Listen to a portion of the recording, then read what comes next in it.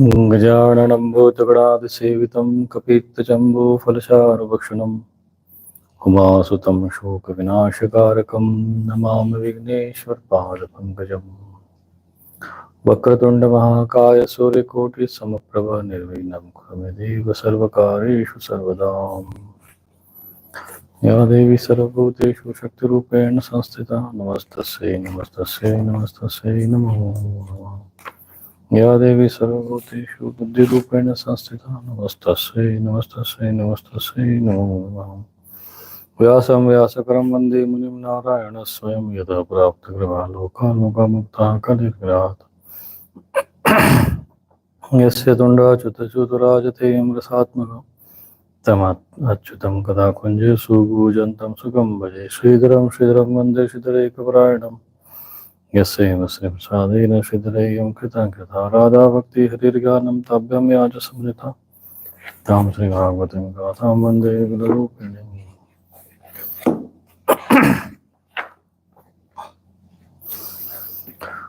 कृष्णाय वासुदेवाय हरे परमात्मने प्रणतक्लेशनाशाय गोविन्दाय नमो नमः।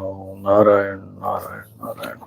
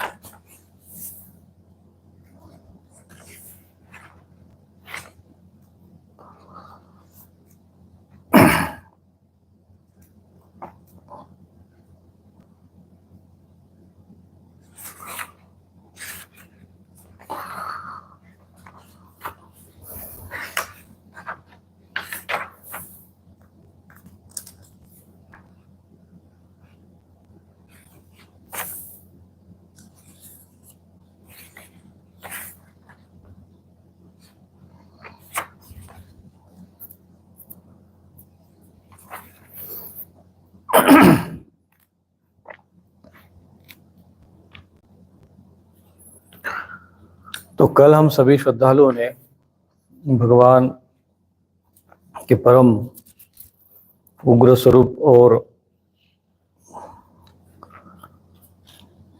भक्तों के रक्षक भगवान नरसिंह की अवतार लीला का हमने श्रवण किया।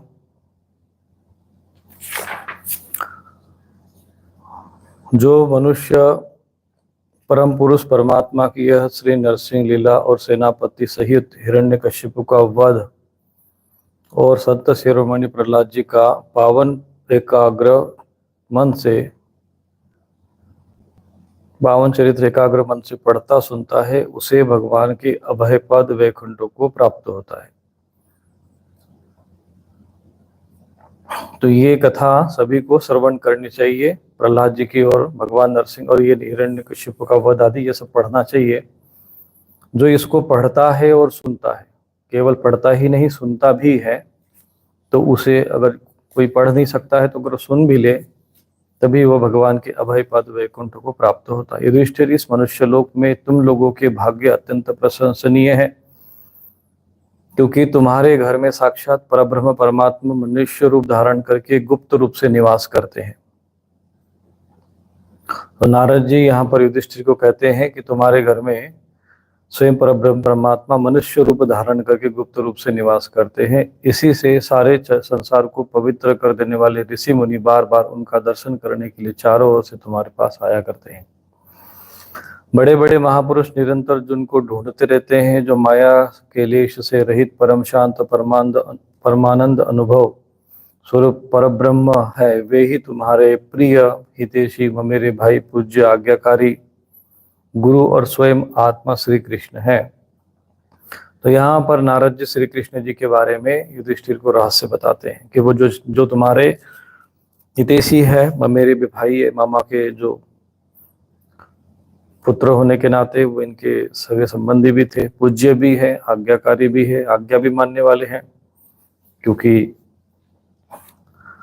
वो छोटे थे आयु में तो, और गुरु भी है, मार्गदर्शक के रूप में गुरु भी है, और स्वयं आत्मा भी है। शंकर ब्रह्मा आदि भी अपनी सारी बुद्धि लगाकर वे यह है इस रूप में उनका वर्णन नहीं कर सके, फिर हम भी तो कैसे कर सकते हैं।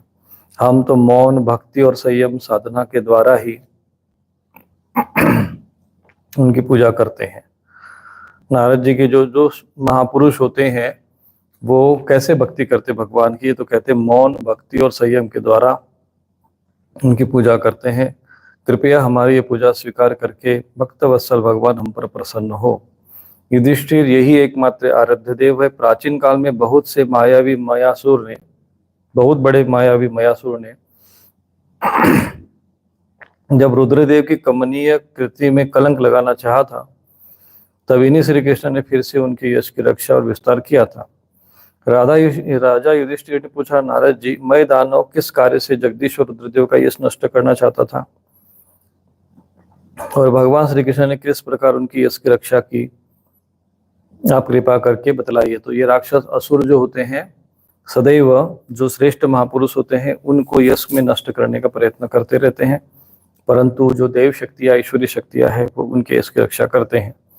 नारद जी ने कहा कि एक बार इन्हीं भगवान श्री कृष्ण से शक्ति प्राप्त करके देवताओं से युद्ध में असुरों को जीत लिया था। उस समय सबके सब असुर मायावी के परम गुरु मय दानव की शरण में गए। महाशक्तिशाली मायासुर ने सोने, चांदी और लोहे के 3 विमान बना दिए। विमान क्या थे? 3 पूर ही थे। वे इतनी विलक्षण थी कि उनका आना जाना जान नहीं पड़ता था। इसमें अपरिमित सामग्रियां भरी हुई थी। विमान का जो है, उस समय भी ये दैत्य लोग भी विमान बना लेते थे। युधिष्ठिर दैत्य सेनापतियों के मन में तीनों लोक और लोकपतियों के प्रति वैरभाव तो था ही, अब उसको स्मरण करके, वैरभाव तो स्वाभाविक ही था उनके मन में, तो स्मरण करके तीनों विमानों के द्वारा वे उनमें छिपे रहकर सबका नाश करने लग गए। तो ये जो असुर है, ये सदैव देवताओं से वैरभाव रखते हैं। ऐसे ही दुष्ट मनुष्य जो है वो सदैव सज्जनों से वैरभाव रखते हैं। जो अधर्मी, ईर्ष्यालु प्रकृति के और पैशाचिक प्रभाव में आसुरी भाव का जो आश्रय लिए हुए होते हैं, वो संत महापुरुषों के प्रति भी सदैव वैर भाव बनाए रखते हैं। तो ऐसे असुरों के विरुद्ध जो है स्वयं को सक्षम और शक्तिशाली बनाए रखने के लिए सदैव भगवान का स्मरण करना चाहिए। तो नारद जी आगे बताते हैं कि तब लोकपालों के साथ सारी प्रजा भगवान शंकर की शरण में गई, उनसे प्रार्थना की कि प्रभु, त्रिपुर में रहने वाले असुर हमारा नाश कर रहे हैं, अब हम आपके शरण में हैं, अब आप हमारी रक्षा कीजिए। उनकी प्रार्थना सुनकर भगवान शंकर ने कृपापूर्ण शब्दों में कहा कि डरो मत। फिर उन्होंने अपने धनुष पर बाण चढ़ाकर तीनों पुरों पर छोड़ दिया। उनके उस बाण से सूर्यमंडल से निकलने वाली किरणों के समान अत्यंत बहुत से बाण निकले। उनमें से मानो आग की लपटें निकल रही थी। उनके कारण उन पुरों का दिखना बंद हो गया। उनके स्पर्श से सभी विमान वासी निष्प्राण होकर गिर पड़े। महामायावी मैं बहुत से उपाय जानता था, वह उन दैत्य को उठा लाया और अपने बनाए हुए अमृत के कुएं में डाल दिया। इस सिद्ध अमृत रस का स्पर्श होती असुरों के शरीर पुनः तेजस्वी और वज्र के समान सुदृढ़ हो गया, और वे बादलों को विदर्ण करने वाले बिजली की आग की तरफ फिर उठकर खड़े हुए। इन्हीं भगवान श्री कृष्ण ने जब देखा कि महादेव जी जो तो अपना संकल्प पूरा न होने का उदास हो गया, तब उन्होंने असुरों पर विजय प्राप्त करने इन्होंने एक युक्ति की। यही भगवान विष्णु उस समय गौ बन गए और ब्रह्मा जी बछड़ा बन गए। दोनों ही मध्याह्न के समय उन तीनों पुरों में गए और उन सिद्ध रस के कुएं का सारा अमृत पी गए। यद्यपि उनके रक्षक दैत्य इन दोनों को देख रहे थे, फिर भी भगवान की माया से भी इतने मोहित हो गए थे, इन्हें रोक न सके। जब उपाय जानने वालों में से श्रेष्ठ मायासुर के बात मालूम हुई, तब भगवान की इस लीला का स्मरण करके उन्हें उसे कोई शोक न हुआ। शोक करने वाले अमृत रक्षकों से उसने कहा, भाई, देवता, असुर, मनुष्य और भी कोई प्राणी अपने पराये और दिनों के लिए प्रारब्ध का विधान उसे मिटा नहीं सकता।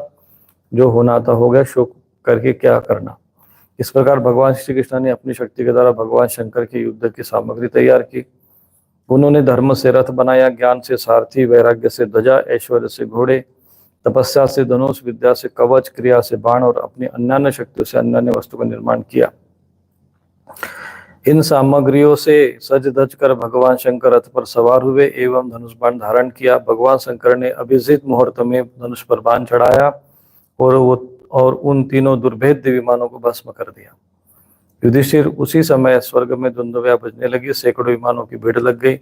देवता, ऋषि, पितर और सिद्धेश्वर आनंद से जय जयकार करते हुए पुष्पों की वर्षा करने लगे, अप्सराएं नृत्य करने लगी, गाने लगी। युधिष्ठिर, इस प्रकार इन तीनों पुरों को जलाकर भगवान शंकर ने पुरारी की पदवी प्राप्त की। तो भगवान का एक नाम त्रिपुरारी भी है, तो ये इसी से पदवी प्राप्त की। और ब्रह्मादिकों की स्तुति सुनते हुए अपने धाम को चले गए।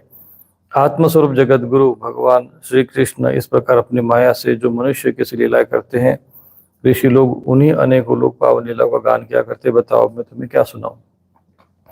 श्री सुखदेव जी कहते हैं, भगवान में प्रहलाद जी के साधु समाज में सम्मानित पवित्र सुनकर संत शिरोमणि युधिष्ठिर को बड़ा आनंद हुआ। उन्होंने नारद जी से और भी पूछा। युधिष्ठिर जी ने कहा कि भगवान, अब मैं वर्ण और आश्रम के सदाचार के साथ मनुष्य के सनातन धर्म का श्रवण करना चाहता हूं।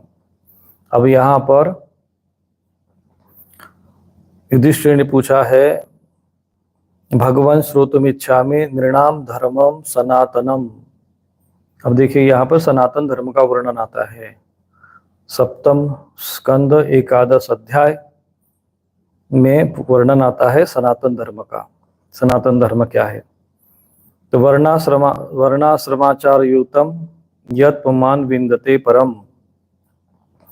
तो धर्म से ही मनुष्य को ज्ञान, भगवत प्रेम और साक्षात परम पुरुष भगवान की प्राप्ति होती है। आप स्वयं प्रजापति ब्रह्मा जी के पुत्र है और नारद जी आपकी तपस्या, योग और समाधि के कारण वे अपने दूसरों पुत्रों की अपेक्षा आपका अधिक सम्मान करते हैं।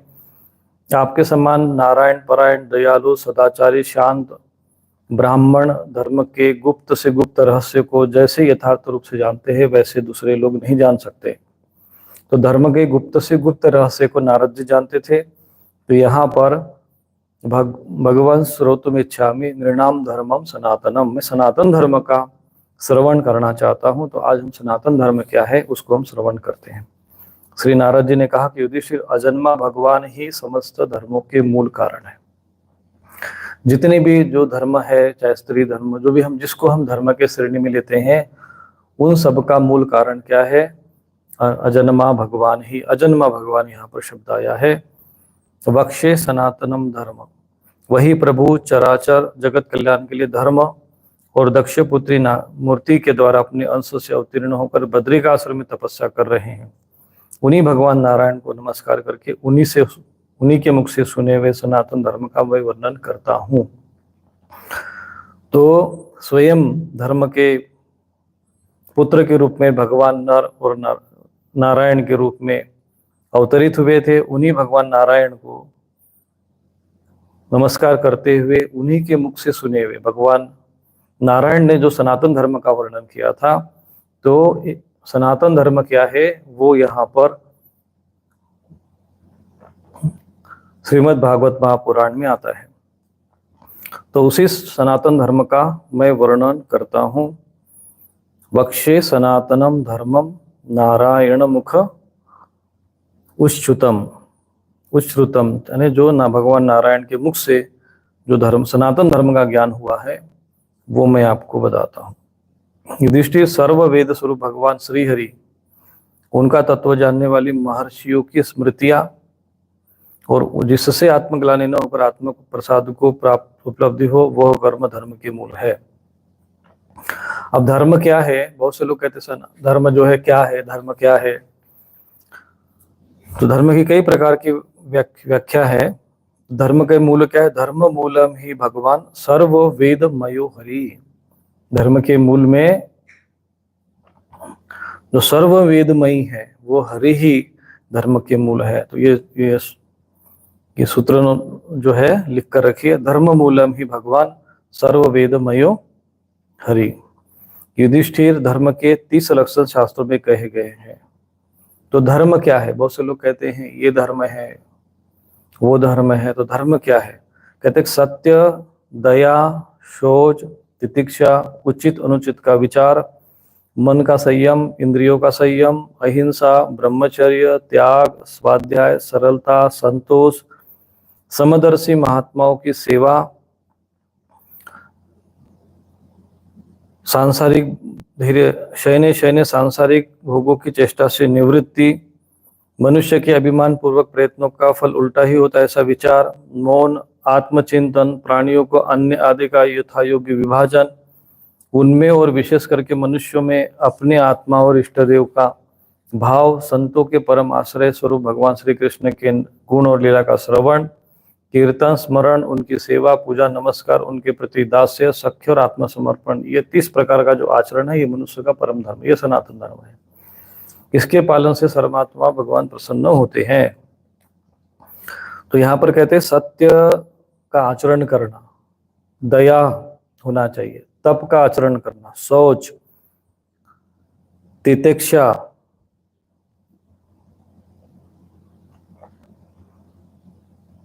इच्छा यानी जो वास्तविक सत्य क्या असत्य का इसका चिंतन करना, शम, दम, अहिंसा, ब्रह्मचर्य च त्याग, स्वाध्याय, आर्जवम, संतोष, सम्यक दृक् सेवा, ग्राम्य हो परम शयने, नृणाम विपर्य शेष, मौनम, आत्म विमर्शनम, आत्मा का विमर्शन करना। तो ये जो स्वरूप जी बताएं कि धर्म के 30 लक्षण होते हैं। धर्मराज जिनके वंश में अखंड रूप से संस्कार होते आए हैं, जिन्होंने जिन्हें ब्रह्मा जी ने संस्कार के योग्य स्वीकार किया है, वे द्विज कहते हैं, उन्हें द्विज कहते हैं। संस्काराद यद अविच्छिन्ना य द्विजो जगाम्यम, इज्जा अध्ययन दानानि विहितानि द्विजन जन्मनाम। तो जन्म और कर्म से शुद्ध द्विजों के लिए यज्ञ, अध्ययन, दान, ब्रह्मचारी आश्रमों के विशेष कर्मों का विधान है। जन्म कर्म वदातारणम क्रियाश्चाश्रम चोदिता, अध्ययन, अध्यापन, दान लेना, दान देना, यज्ञ करना, यज्ञ कराना, दान लेना भी है और दान देना भी है, यह 6 कर्म ब्राह्मण कर्म है। विप्रस्य, यहाँ पे विप्र के जो विप्र है जो कहा गया है कि विप्रस्य अध्ययनादीनि षडन्यस्यादि अप्रतिग्रह, ये आदि, ये जो 6 प्रकार के अध्ययन करना, अध्यापन शास्त्र का अध्ययन करना, गुरुकुल आदि का स्थापना करके दूसरों को अध्ययन कराना शास्त्र का, दान लेना, दान देना, यज्ञ करना और यज्ञ कराना। तो यज्ञ करना भी है, तो आजकल यज्ञ करना भी भूल गए, दान देना भी भूल गए, अध्ययन अध्यापन भी भूल गए हैं और यज्ञ कराना भी भूल गए। यही वास्तव में ब्राह्मण कर्म होते हैं।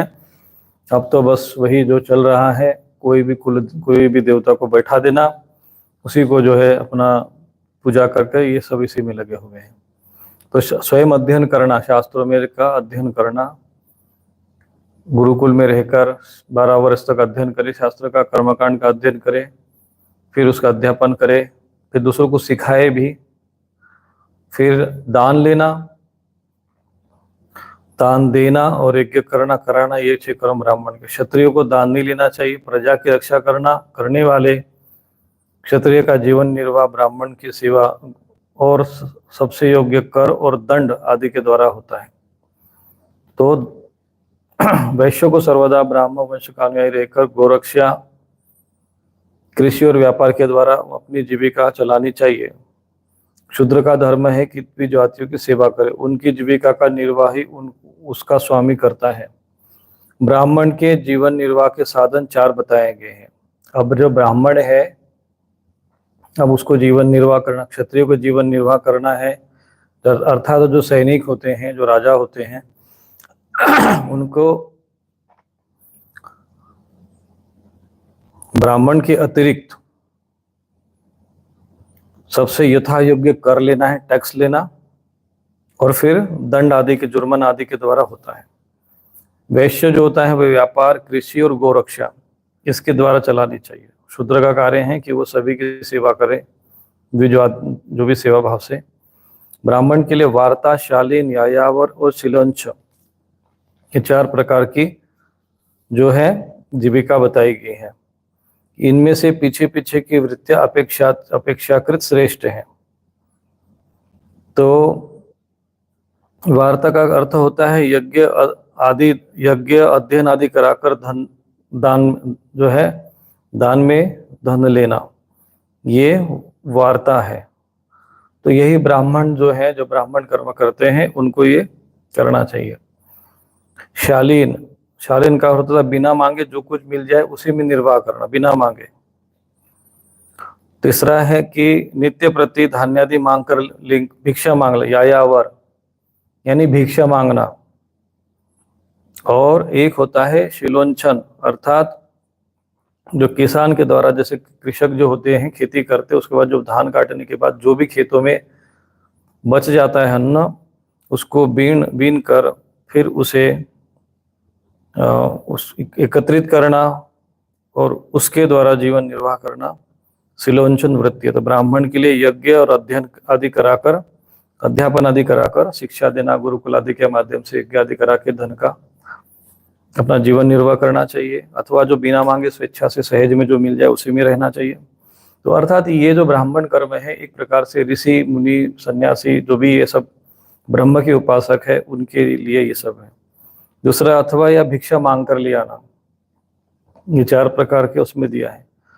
निम्न वर्ण का पुरुष बिना आपत्ति काल के उत्तम वर्ण की वृत्तियों का अवलंबन न करे। जब तक कोई आपत्ति काल न आ जाए तब तक मतलब भिक्षा आदि न मांगे और ये सब न कर्म करे। क्षत्रियो को दान लेना छोड़कर ब्राह्मण की शेष 5 वृत्ति का अवलंबन ले सकता है। आपातकाल में सभी वृत्तियों को स्वीकार कर सकते हैं। अमृत,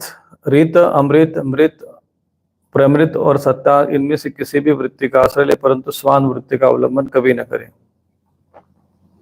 बाजार में पड़े हुए अन्न और खेतों में पड़े हुए अन्न को बीन कर शिलोंच वृत्ति से जीविका का निर्वाह करना रित है। बिना मांगे जो कुछ मिल जाए उसी में जो शालन वृत्ति के द्वारा जीवन निर्वाह करना, वो अमृत जीवन है। नित्य भिक्षा मांग कर अथा यायावर वृत्ति से जीवन यापन करना मृत है। और कृषि आदि के द्वारा वार्ता वृत्ति से जीवन निर्वाह करना प्रमृत है। वाणिज्य, सत्यानृत्य और निम्न वर्ग की सेवा करना स्वान वृत्ति है। ब्राह्मण और क्षत्रियो को इस अंतिम निंदित वृत्ति का कभी आश्रय नहीं लेना चाहिए, क्योंकि ब्राह्मण सर्वदेव में और ब्राह्मण सर्ववेद में, क्षत्रिय सर्वदेवों में है। क्षमा, दम, तप, शौचम, संतोष, क्षमा, सरलता, ज्ञान, दया, भगवत परायणता और सत्य, ये ब्राह्मण के लक्षण है। अब इसको ब्राह्मण किसको माना जाए?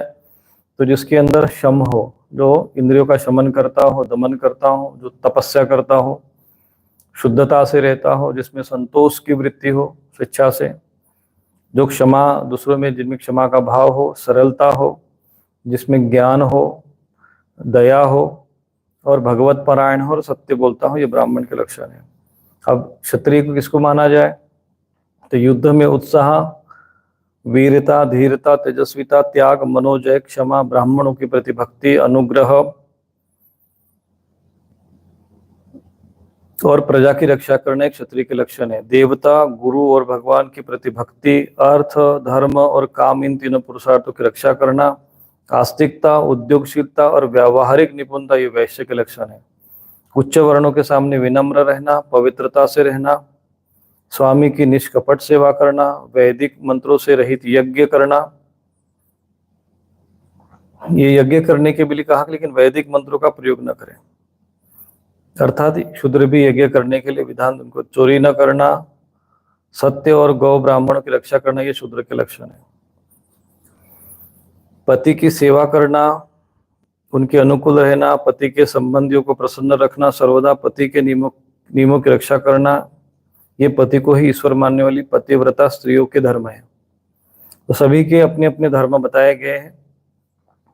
साध्वी स्त्री को चाहिए कि झाड़ने, बुहारने, लीपने, चौक पूर्ण आदि से घर को और मनोहर वस्त्राभूषण से अपने शरीर को अलंकृत रखे, सामग्रियों को साफ सुथरे रखे, अपने पतिदेव की छोटी सी बड़ी इच्छाओं को समय के अनुसार पूर्ण करे, विनय, इंद्रिय संयम, सत्य और प्रिय वचनों से प्रेम पूर्वक पति की सेवा करे। स्त्री का धर्म है जो कुछ मिल जाए उसी में संतुष्ट रहे, किसी भी वस्तु की लालसा नहीं, सभी कार्य में चतुर धर्मज्ञ हो, अर्थात उसे धर्म का भी ज्ञान होना चाहिए। सत्य और प्रिय बोले अपने कर्तव्य में सावधान रहे, पवित्रता और प्रेम से पूर्ण रहकर, यदि पति पतित न हो तो उसका सहवास करे। जो लक्ष्मी जी के समान पतिपरायण होकर अपने पति की उसी साक्षात भगवान का स्वरूप मानकर सेवा करती है, उसके पतिदेव वैकुंठ लोक में भगवत सारूप्य को प्राप्त होते और बोले लक्ष्मी के समान उनके साथ आनंदित होती है। युधिष्ठिर जो चोरी और अन्यान्य पाप कर्म नहीं करते, वह अंत्यज अथवा तथा चांडाल आदि अंत्यवसायी वर्ण संकर जातियों की वृत्तियां ये है कि वे कुल परंपरा से उनके यहाँ चली आई ही है।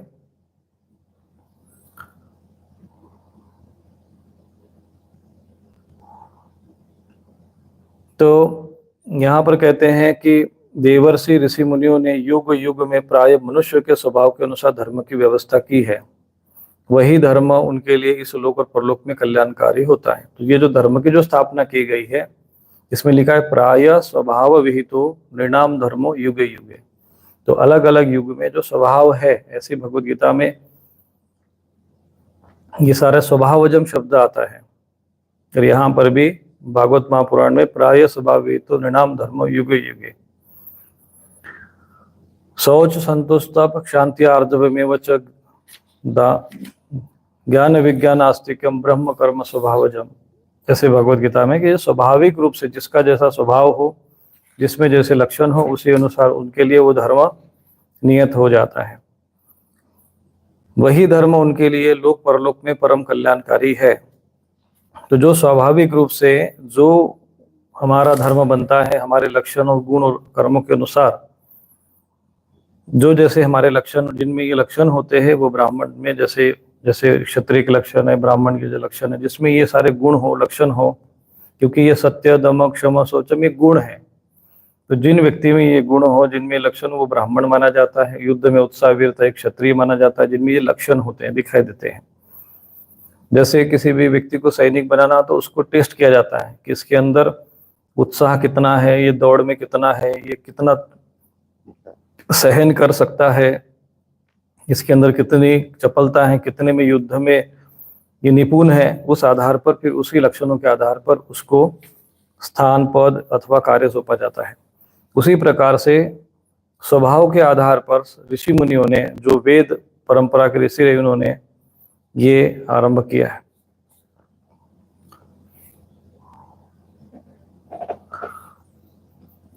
जो स्वाभाविक वृत्ति का आश्रय लेकर अपने स्वधर्म का पालन करता है, वृत्त्या स्वभाव कृतया वर्तमान स्वकर्म कृत। तो जो स्वभाव से ही जिसकी वृत्ति जिस दिशा में जाती है, वही से उसका धर्म होता है, वही उसका वर्ण निश्चित होता है। जो स्वाभाविक वृत्ति का आश्रय लेकर अपने स्वधर्म का पालन करता है, वे धीरे धीरे उन स्वाभाविक कर्मों से ऊपर उठ जाता है और वो गुणातीत हो जाता है। इस प्रकार से जो धर्म का आश्रय करता है और वो स्वधर्म का पालन करता है, तो वह फिर उन गुणातीत हो जाता है, उन तीन गुणों से भी फिर परे हो जाता है।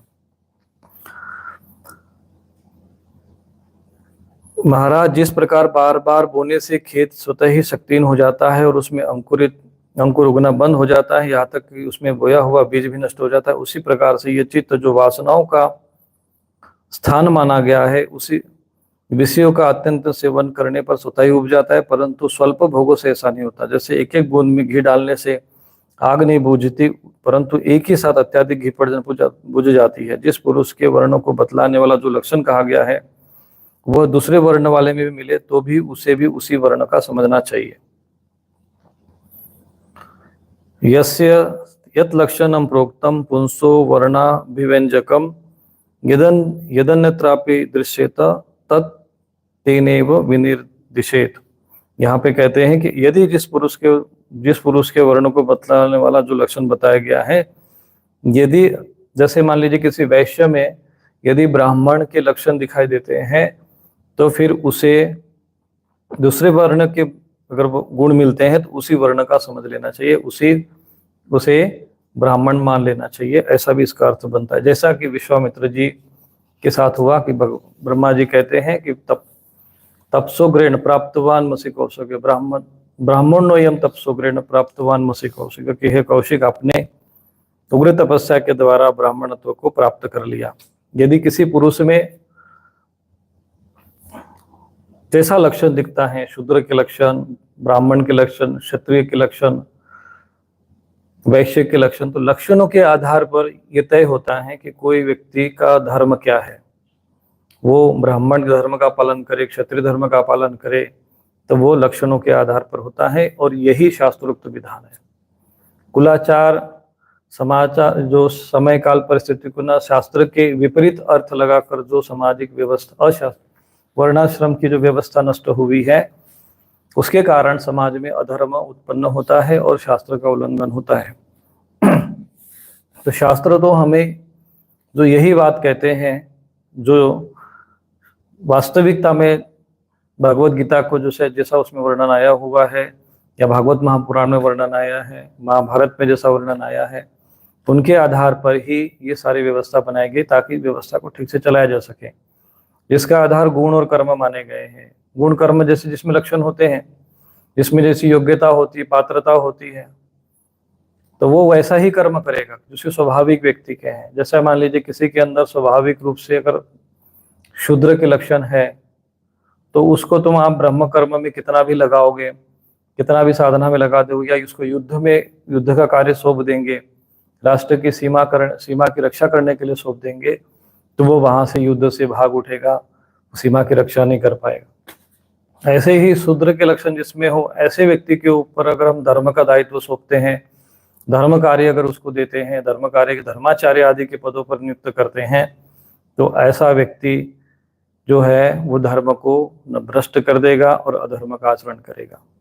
इसलिए लक्षणों को आधार पर, उसमें गुण और कर्म के आधार पर उसे अपना धर्म तय कर लेना चाहिए, और उसी के अनुसार अपनी आजीविका और वृत्ति का उसको पालन करना चाहिए।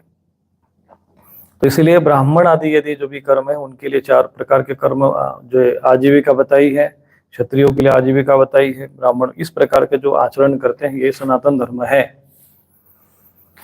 ब्रह्मचर्य, और अब ये हो गया वर्ण की व्यवस्था। अब आश्रमों के विषय में बात करते हैं। नारद जी कहते हैं कि धर्मराज, गुरुकुल में निवास करने वाला ब्रह्मचारी, अब ब्रह्मचर्य आश्रम की ओर, क्योंकि वे वर्ण व्यवस्था हो गई, अब आश्रम व्यवस्था। तो गुरुकुल में निवास करने वाला ब्रह्मचारी अपनी इंद्रियों को वश में रखकर दास के समान अपने को छोटा माने।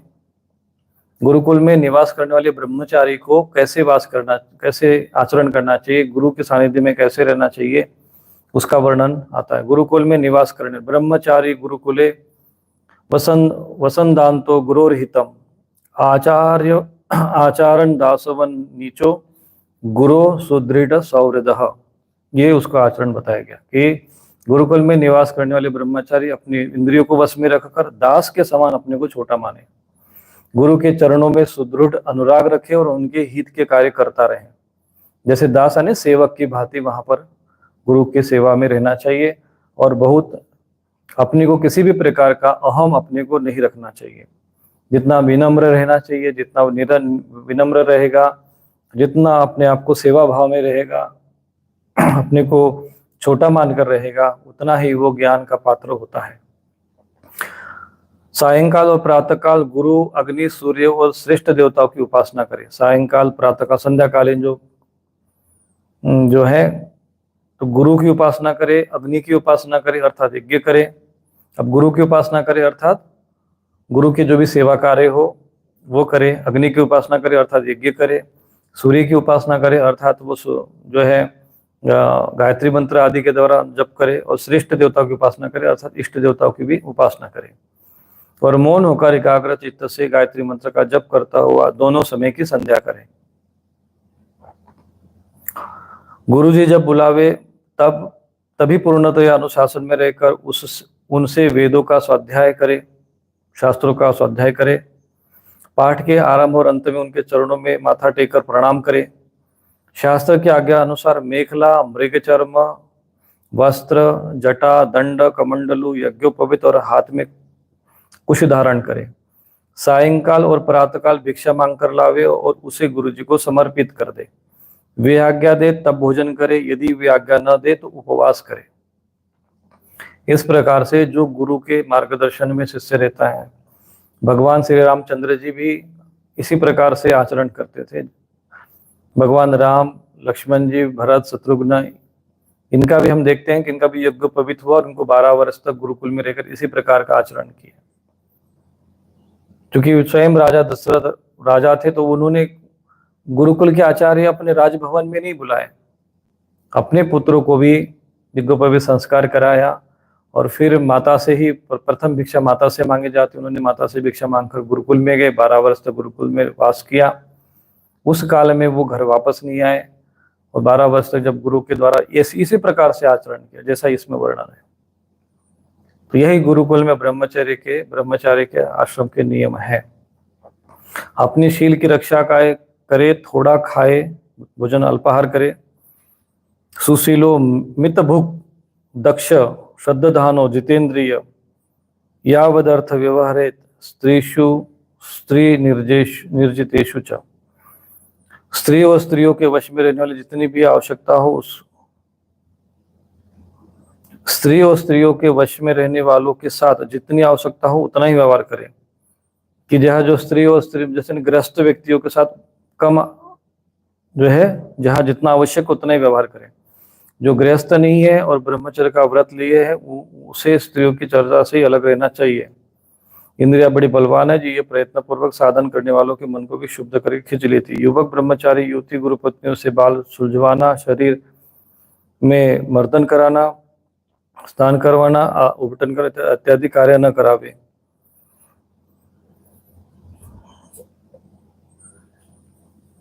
एकांत में तो अपनी कन्या के साथ भी नहीं रहना चाहिए, न वो एकांत में हो तब भी आवश्यकता के अनुसार ही उसके पास है, जब वो एकांत में न हो तब भी आवश्यकता के अनुसार ही उसके पास रहना चाहिए। जब तक ये जीव आत्म साक्षात्कार के द्वारा इस देह और इंद्रियों को प्रतीति मात्र निश्चय करके स्वतंत्र नहीं हो जाता, तब तक मैं पुरुष हूँ और ये स्त्री है, ये द्वैत भाव नहीं मिटता। और तब तक यह भी निश्चित है कि ऐसे पुरुष और स्त्री के संसर्ग में रहेंगे तो उनमें वो भोग बुद्धि अवश्य हो जाएगी। ये सब शील और रक्षादि गुण गृहस्थ के लिए और सन्यासियों के लिए भी है। ये केवल ब्रह्मचारी के लिए नहीं, ये गृहस्थ के लिए भी यही नियम लागू होते हैं और सन्यासी के लिए भी। गृहस्थ के लिए गुरुकुल में रहकर गुरु की सेवा शुश्रूषा वैकल्पिक है, क्योंकि ऋतु गमन के समय उसे वहां से अलग भी होना पड़ सकता है। यानी कोई गृहस्थ भी अगर गुरुकुल में रहकर सेवा करना चाहे तो उसके लिए एक विकल्प दिया गया है।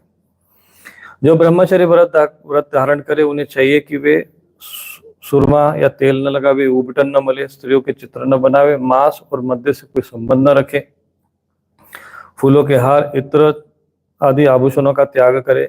इस प्रकार गुरुकुल में निवास करके दिव्य जातियों को अपनी शक्ति और आवश्यकता के अनुसार वेद, मतलब द्विजातियों को, सभी जो द्विज जातियां जो मानी गई है उनको अध्ययन करने के लिए कहा गया कि वो वेद, उनके अंग जो है शिक्षा, कल्प, निरुक्त आदि उपनिषद का अध्ययन करे और ज्ञान प्राप्त करें। फिर यदि सामर्थ्य हो तो गुरु को दक्षिणा देना चाहिए। इसके बाद उनकी आज्ञा से गृहस्थ, वानप्रस्थ आश्रम, संन्यास आश्रम में प्रवेश करे अथवा आजीवन ब्रह्मचर्य का पालन करते उसी आश्रम में रहे। यद्यपि भगवान स्वरूपता सर्वत्र एक स्थित है, अतः उनका कहीं प्रवेश करना कहीं निकलना नहीं हो सकता, फिर भी अग्नि, गुरु, आत्मा और समस्त प्राणियों में अपने आश्रित जीवों के साथ वे विशेष रूप से विराजमान है। कहते हैं कि ईश्वर सर्वत्र है, फिर भी अग्नि, गुरु, आत्मा और समस्त प्राणियों के साथ वे विशेष रूप से आत्मा रूप में विराजमान है। गुरु में भी अग्नि, गुरु और आत्मा, इनमें विशेष रूप से ईश्वर का वास माना जाता है, इसलिए उन पर सदा दृष्टि जमी रहनी चाहिए।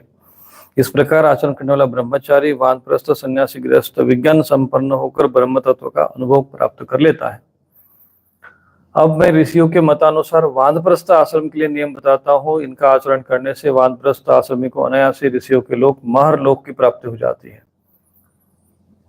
जो ऋषि मुनियों का लोक है, महर लोक, महर्षियों का जो लोक है, जो वानप्रस्थ का पालन करते हैं उनको प्राप्ति हो जाती है। वानप्रस्थ आश्रमी को जोती हुई भूमि से उत्पन्न होने वाले चावल, गेहूं आदि अन्न नहीं खाने चाहिए। बिना जोते पैदा हुआ अन्न भी यदि असमय में अध पका हो उसे नहीं खाना चाहिए। आग से पकाया हुआ कच्चा अन्न भी न खाएं। केवल सूर्य के ताप से पके हुए कंद, मूल, फल आदि का सेवन करना चाहिए अथवा उससे फलाहारी रहना चाहिए। जंगलों में अपने आप पैदा हुए धान्यों से नित्य नैमित्तिक चरु और पुरोडास का हवन करें। जब नए नए अन्न फल फूल आदि मिलने लगे तब पहले इकट्ठा किए अन्न का परित्याग कर दे। अग्निहोत्र के अग्नि की रक्षा के लिए भी घर, पर्णकुटी और पहाड़ की गुफा का आश्रय ले।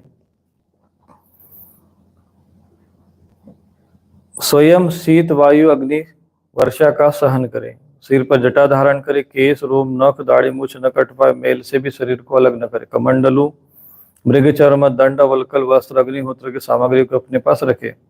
विचारवान पुरुष को चाहिए कि 12, 8, 4 या 1, 2 या 1 वर्ष तक वानप्रस्थ आश्रम के नियमों का पालन करे।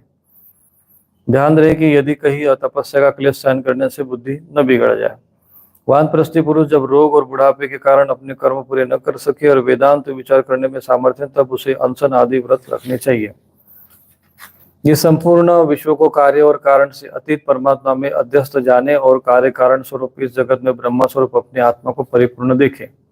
आत्मदर्शी सन्यासी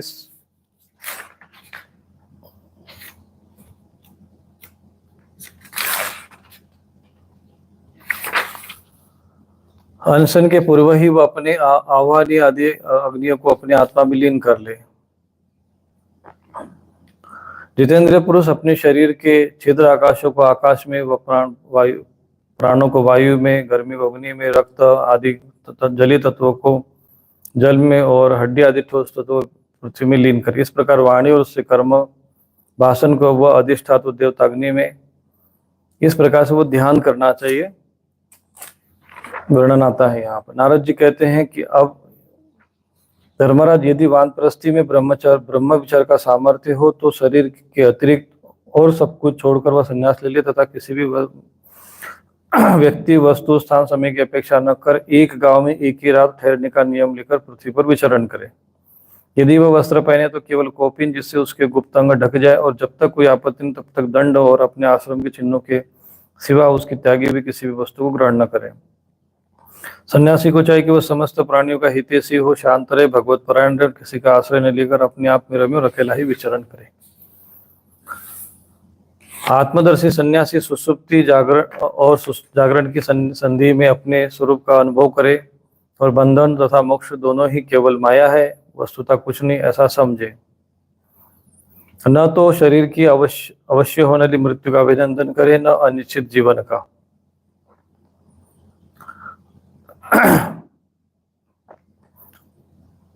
अपने जीवन निर्वाह के लिए कोई जीविका न करे, केवल वाद विवाद के लिए कोई तर्क न करे, संसार में किसी का पक्ष न ले, शिष्य मंडली न जुटावे, बहुत से ग्रंथों का अध्ययन न करे, व्याख्यान न दे, बड़े बड़े कामों का आरंभ न करे।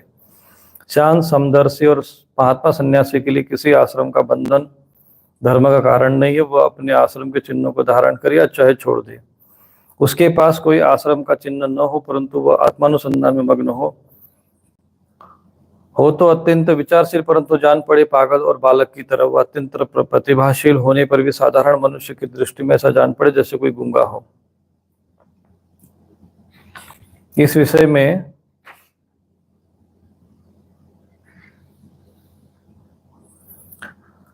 दत्तात्रेय मुनि और भक्तराज प्रहलाद का एक संवाद आता है कि किस प्रकार के सन्यासी को आचरण करना चाहिए। गृहस्थ संबंधी सदाचार के लिए राजा युधिष्ठिर ने पूछा कि देवर्षि नारद जी, मेरे जैसा गृहस्थासक्त मनुष्य बिना किसी विशेष परिश्रम के इस पद को किस साधन से प्राप्त कर सकता है, कृपया करके बतलाइए।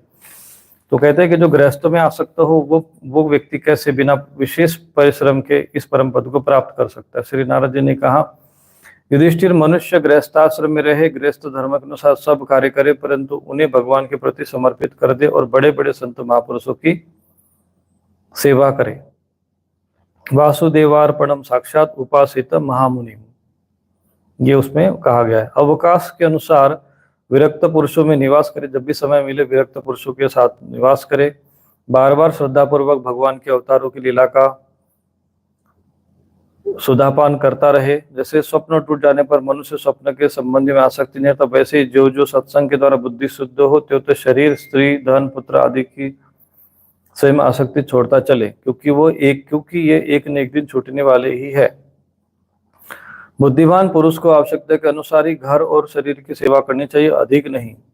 भीतर से विरक्त रहे और बाहर से रागी के समान लोगों में सामान्य मनुष्य जैसा व्यवहार करे। माता पिता भाई बंधु पुत्र जाति वाले और दूसरे जो कुछ कहे या जो कुछ भी चाहे, भीतर से ममता न रखकर उसका अनुमोदन न करे।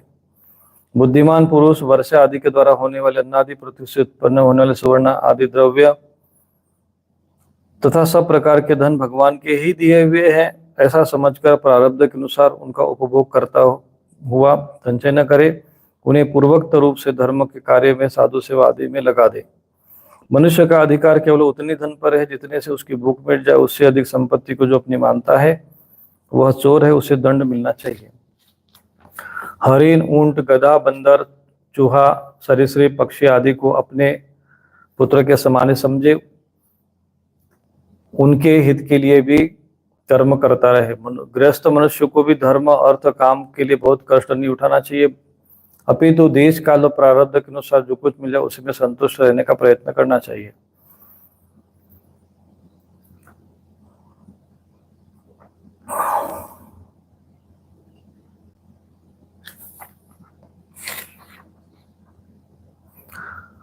गृहस्थों को चाहिए कि प्रारब्ध से प्राप्त और पंच यज्ञ आदि से बचे हुए अन्न से ही अपना जीवन निर्वाह करे। जो बुद्धिमान पुरुष इसके सिवा किसी अन्य वस्तु में स्वतः नहीं रखते, उन्हें संतों का पद प्राप्त होता है। अपने वर्णाश्रम विहित वृत्तियों के द्वारा प्राप्त सामग्रियों से प्रतिदिन देवता, ऋषि, मनुष्य, भूत, पितृगण और अपने आत्मा का पूजन करना चाहिए, अर्थात यज्ञ आदि, देव यज्ञ, पितृयज्ञ आदि करना चाहिए।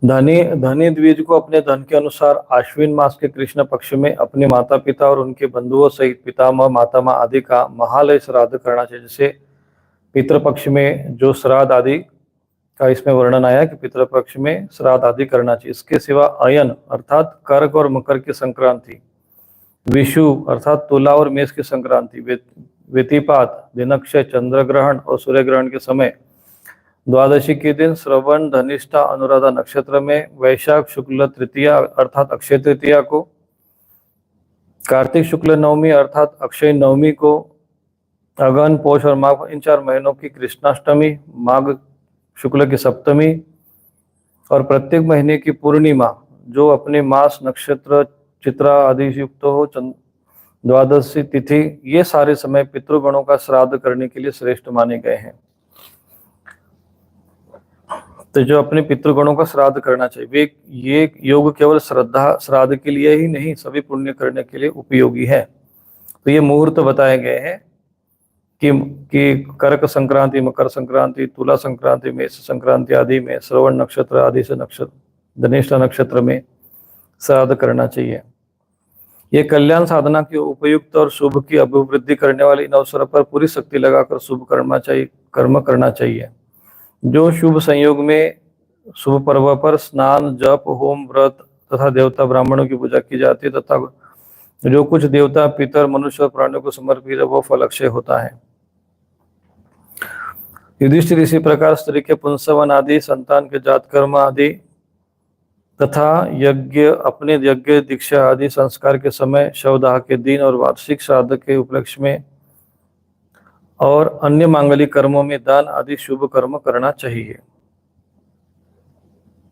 इसमें दिया गया है कि जिस दिन शव दाह भी होता है उस दिन भी आपको दान आदि शुभ कर्म करना चाहिए। वार्षिक श्राद्ध में भी शुभ दान आदि कर्म करना चाहिए। युधिष्ठिर, अब मैं उन स्थानों का वर्णन करता हूं जो धर्म और श्रेय की प्राप्ति कराने वाले हैं।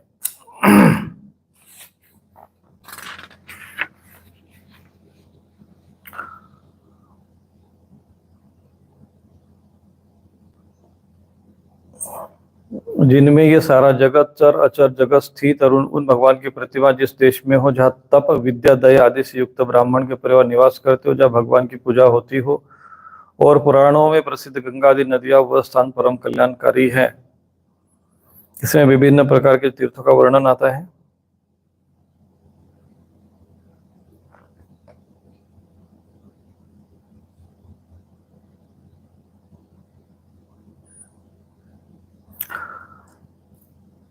अब नारद जी कहते हैं युधिष्ठिर कुछ ब्राह्मणों की निष्ठा कर्म में, कुछ की तपस्या में, कुछ की वेदों के स्वाध्याय में, प्रवचन में, कुछ आत्मज्ञान के संपादन में और कुछ की योग में होती है। गृहस्थ पुरुष को चाहिए कि श्राद्ध और अथवा देव पूजा के अवसर पर अपने कर्म अक्षय फल प्राप्त करने के लिए ज्ञान निष्ठा पुरुष को हव्य और कव्य का दान करे। यदि वह न मिले तो योगी प्रवचनकार आदि को भी योग्य और यथाक्रम देना चाहिए। देव कार्य में 2, पितृ कार्य में 3 अथवा दोनों में एक ब्राह्मण को भोजन कराना चाहिए। अत्यंत धनी होने पर श्राद्ध कर्म में अधिक विस्तार अत्यंत धनी होने पर भी श्राद्ध कर्म में अधिक विस्तार नहीं करना चाहिए, क्योंकि सगे संबंधी आदि स्वजनों को देने से, विस्तार करने से देश कालोचित श्रद्धा पात्र पूजन आदि ठीक ठीक नहीं हो पाते। देश और काल के प्राप्त होने पर ऋषि मुनियों के भोजन करने योग्य शुद्ध हविष्य अन्न भगवान को भुगलाकर श्रद्धा से विधि पूर्वक यज्ञ पात्र को देना चाहिए। वो समस्त कामनाओं को पूर्ण करने वाला होता है। देवता, ऋषि, पितर, अन्य प्राणी, स्वजन और अपने आप को भी अन्न का विभाजन करके समय अनुसार परमात्मा स्वरूप देखे। धर्म का मर्म जानने वाला मनुष्य श्राद्ध में मांस अर्पण न करे, न ही स्वयं उसे खाए, क्योंकि पितरों को ऋषि मुनियों की योग्य हविष्य अन्न से जैसी प्रसन्नता होती है, वैसी पशु हिंसा में नहीं होती। ये नोट करके रखना है ये वाला श्लोक, कि कई लोग जो है 15वां अध्याय है, सप्तम स्कंद का 15वां अध्याय है और ये 7वां श्लोक। मांस का वर्ण शास्त्र में लिया है कि श्राद्ध में मांस का प्रयोग नहीं होना चाहिए, क्योंकि मनुस्मृति आदि ग्रंथों में मांस आदि का वर्णन दिया हुआ है, तो ये जो है अशास्त्रीय है।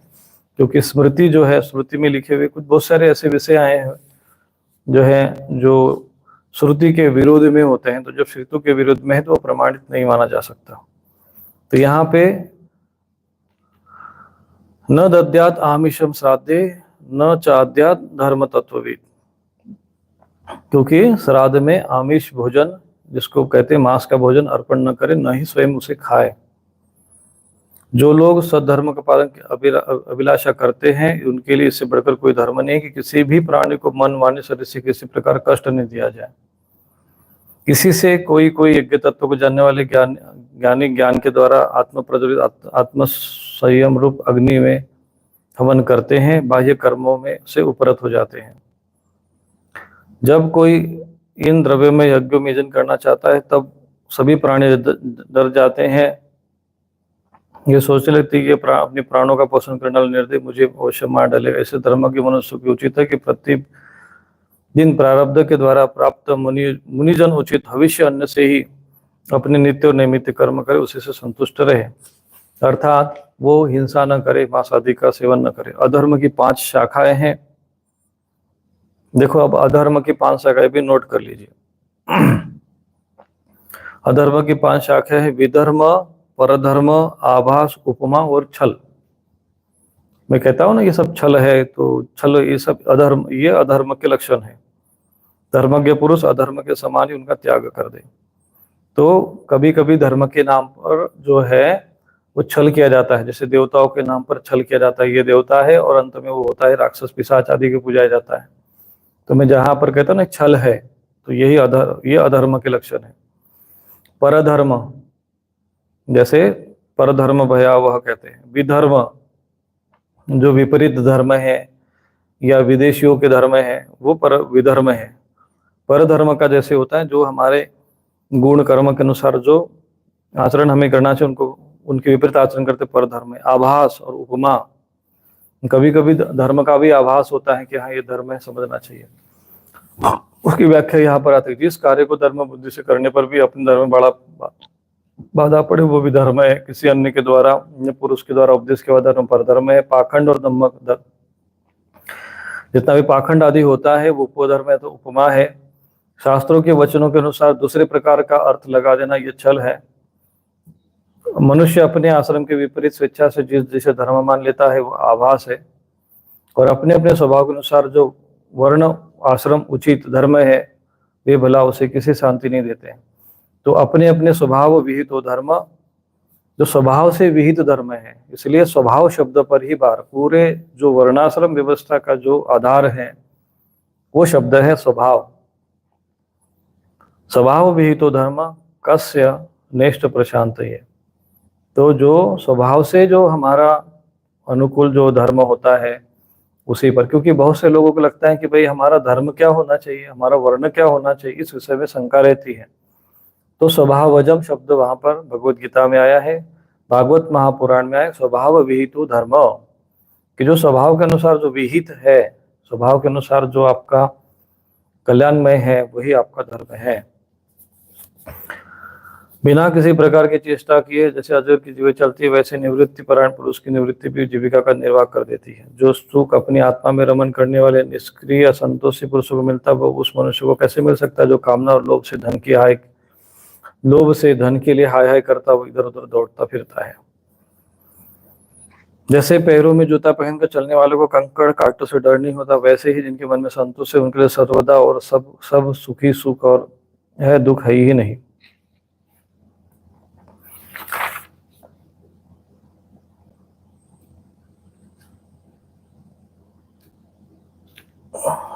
धर्मराज संकल्पों के परित्याग से, काम की कामनाओं के त्याग से, क्रोध की, संसारी लोग जिसे अर्थ कहते उसे नर समझकर, लोभ की, तत्व के विचार से भय को जीत लेना चाहिए। अध्यात्म विद्या से शोक मोह पर, संतों की उपासना से दंभ पर, मौन के द्वारा योग के विघ्न पर, और शरीर और प्राण आदि को निशिष्ट करके हिंसा पर विजय प्राप्त करना चाहिए। आदि भौतिक दुख को दया के द्वारा, आदि दैविक वेदना को समाधि के द्वारा, और आध्यात्मिक दुख को योग बल और योग बल से, निद्रा को सात्विक भोजन से। निद्रा को कैसे जीते? बहुत ज्यादा निद्रा अगर आपको आती है तो इसका मतलब ये कि सात्विक भोजन नहीं, निद्रा को सात्विक भोजन, स्थान, संग आदि के सेवन से जीत लेना चाहिए। सात्विक भोजन, सात्विक स्थान और सात्विक संग से जीत लेना चाहिए। सत्वगुण के द्वारा रजोगुण और तमोगुण पर, और उपरति के द्वारा सत्वगुण पर विजय प्राप्त करनी चाहिए। श्री गुरुदेव की भक्ति के द्वारा साधक इन सभी दोषों पर सुगमता से विजय प्राप्त कर सकता है। एतत् सर्वम गुरोर भक्त्या पुरुषो जसा जयेत, कि यह सब गुरु की भक्ति करके, गुरुदेव की भक्ति करके इन सब पर विजय प्राप्त की जा सकती है। हृदय में ज्ञान का दीपक जलाने वाले गुरुदेव साक्षात भगवान ही है, ये समझ लेना। जो दुर्बुद्धि पुरुष उन्हें मनुष्य समझता है, उनका समस्त शास्त्र श्रवण हाथी के स्नान के समान व्यर्थ है। यस्य साक्षात भगवती ज्ञान दीप प्रदे गुरु मर्त्या सिद्धि श्रुतम तस्य सर्व कुंजर शौचवत।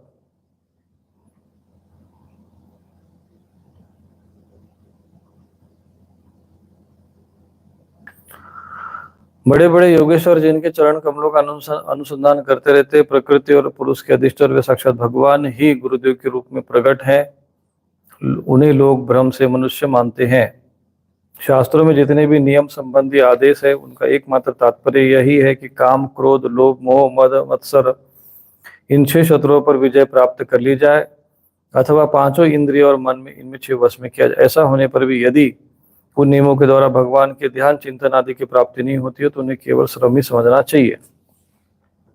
तो ये सारे जो साधन है, श्रम यानी काम, क्रोध आदि से विजय प्राप्त कर ली जाए, 5 इंद्रिय वश में हो जाए, ऐसा होने पर भी अगर भगवान का ध्यान चिंतन नहीं होता है तो वो सारा श्रम व्यर्थ ही माना जाए।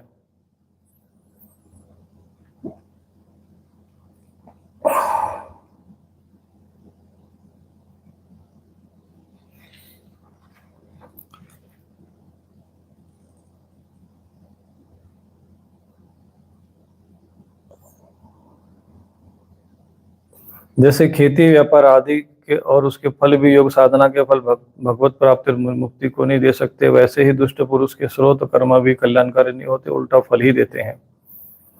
जो पुरुष अपने मन पर विजय प्राप्त करने के लिए उद्यत हो, वह आसक्ति और परिग्रह का त्याग करके संन्यास ग्रहण करे, एकांत में अकेला रहे, भिक्षावृत्ति से जीवन निर्वाह के लिए स्वल्प परिमित भोजन करे, पवित्र और समान भूमि पर अपना आसन बिछाए, सीधे स्थिर भाव से समान और सुख आसन बिछाकर ओमकार का जप करे। जब तक मन विकल्पों को छोड़ न दे, तब तक नासिका के अग्रभाग पर दृष्टि जमाकर पूरा कुंभक रेचक के द्वारा प्राणापान की गति को रोके।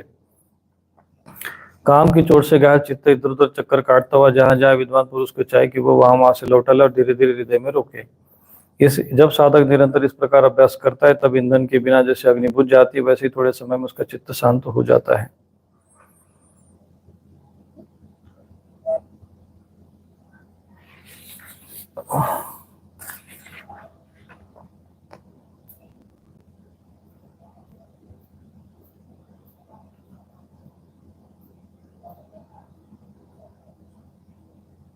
आत्मज्ञान के द्वारा जिनकी वासना निर्मूल हो गई, और जिसने अपने आत्मा को परमात्मा स्वरूप जान लिया है, वो किस विषय की इच्छा और किस भोक्ता की तृप्ति के लिए इंद्रिय लोलुप होकर अपने शरीर का पोषण करेगा। उपनिषदों में कहा गया है कि शरीर रथ है, इंद्रिया घोड़े, इंद्रिय का स्वामी मन लगाम है, शब्द आदि विषय मार्ग है, बुद्धि सारथी, चित्त ही भगवान के द्वारा निर्मित बांधने की विशाल रस्सी है, 10 प्राण धुरी है, धर्म अधर्म पहिए और इनका ही विमान जीव रथी का आज्ञा है। ओंकार ही उस रथी का धनुष है और शुद्ध जीवात्मा बाण और परमात्मा लक्ष्य है। अर्थात ओंकार के द्वारा अंतरात्मा को परमात्मा में लीन कर लेना चाहिए।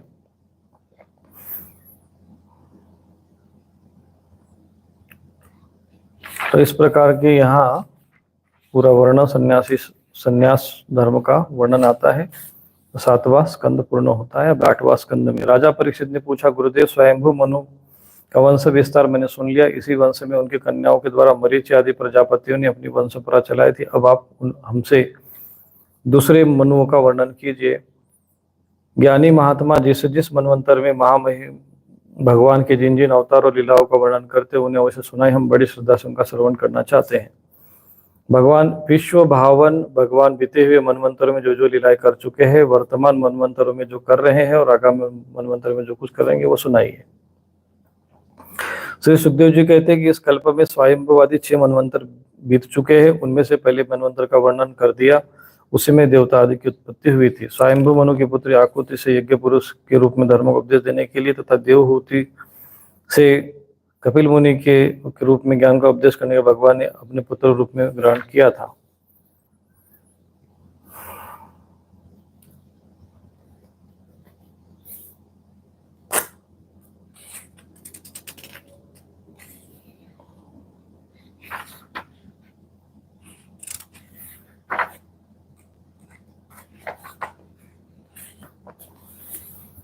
तो परीक्षित, भगवान कपिल का मैं वर्णन पहले ही तीसरे स्कंद में कर चुका हूँ। अब यहाँ पर उन्होंने पहले वर्णन कर चुके तीसरे स्कंद में। अब भगवान यज्ञ पुरुष ने आकुति के गर्भ से अवतार लेकर जो कुछ किया उसका वर्णन करता हूँ। परीक्षित, भगवान स्वयंभू मनु ने समस्त कामना और भोगों से विरक्त होकर राज्य छोड़कर वे अपनी पत्नी शत्रुपा के साथ तपस्या के लिए वन में चले गए। उन्होंने सुनंदा नदी के किनारे पृथ्वी पर एक पैर से खड़े होकर 100 वर्ष तक घोर तपस्या की। तपस्या करते समय वे भगवान की स्तुति किया करते थे।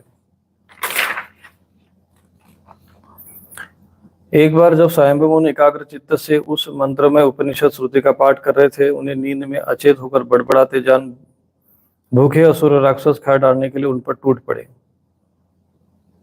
ये देखकर अंतर्यामी पर भगवान यज्ञ पुरुष अपने पुत्र याम नामक देवता के साथ आए। उन्होंने उन खा डालने के निश्चयशाही असुरों का संहार कर डाला और वे इंद्रपद के प्रतिष्ठित होकर स्वर्ग का शासन करने लगे। परीक्षित, दूसरे मनु स्वारोचित हुए। वे अग्नि के पुत्र थे। स्वारोचिष। तीसरे उत्तम हुए। चौथे मनु का नाम तापस था।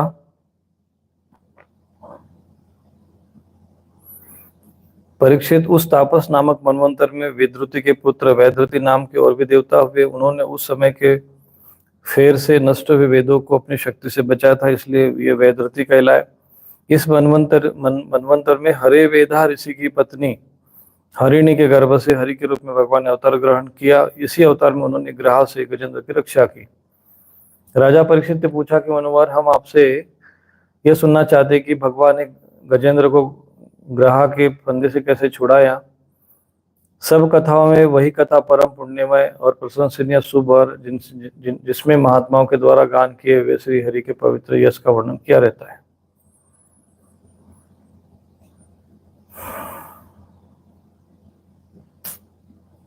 श्री सुखदेव जी ने कहा कि परीक्षित, क्षीर सागर में त्रिकुट नाम का एक प्रसिद्ध सुंदर और श्रेष्ठ पर्वत था।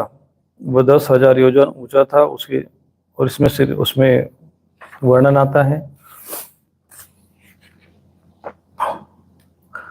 पर्वतराज त्रिकुट की तराई में भगवत रूपी महात्मा वरुण का एक उद्यान था। उसका नाम ऋतुमान और उसमें देवांगनाएं क्रीड़ा करती रहती थी।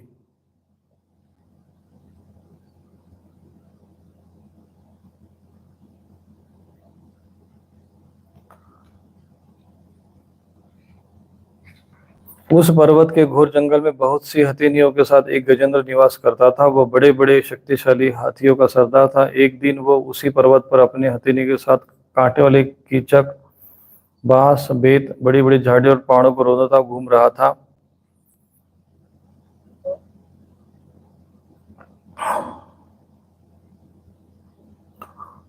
और वो एक सरोवर के तट पर जा पहुंचा। उस सरोवर का जल अत्यंत निर्मल, अमृत के समान मधुर था। गजेंद्र ने पहले उस जल में प्रवेश कर अपनी सूंड से उठाकर जी भर जल पिया और उस जल में स्नान करके अपनी थकान मिटाई। गजेंद्र गृहस्थ पुरुषों की भांति मोहग्रस्त होकर अपनी सूंड से जल की फुहारें छोड़कर साथ की हथिनी और बच्चों को नहलाने लगा और मुंह में सूंड डालकर जल पिलाने लगा। भगवान की माया से मोहित गजेंद्र उन्मत्त हो रहा था। उस बेचारे को यह पता ही नहीं था कि मेरे सिर पर बहुत बड़ी विपत्ति मंडरा रही है।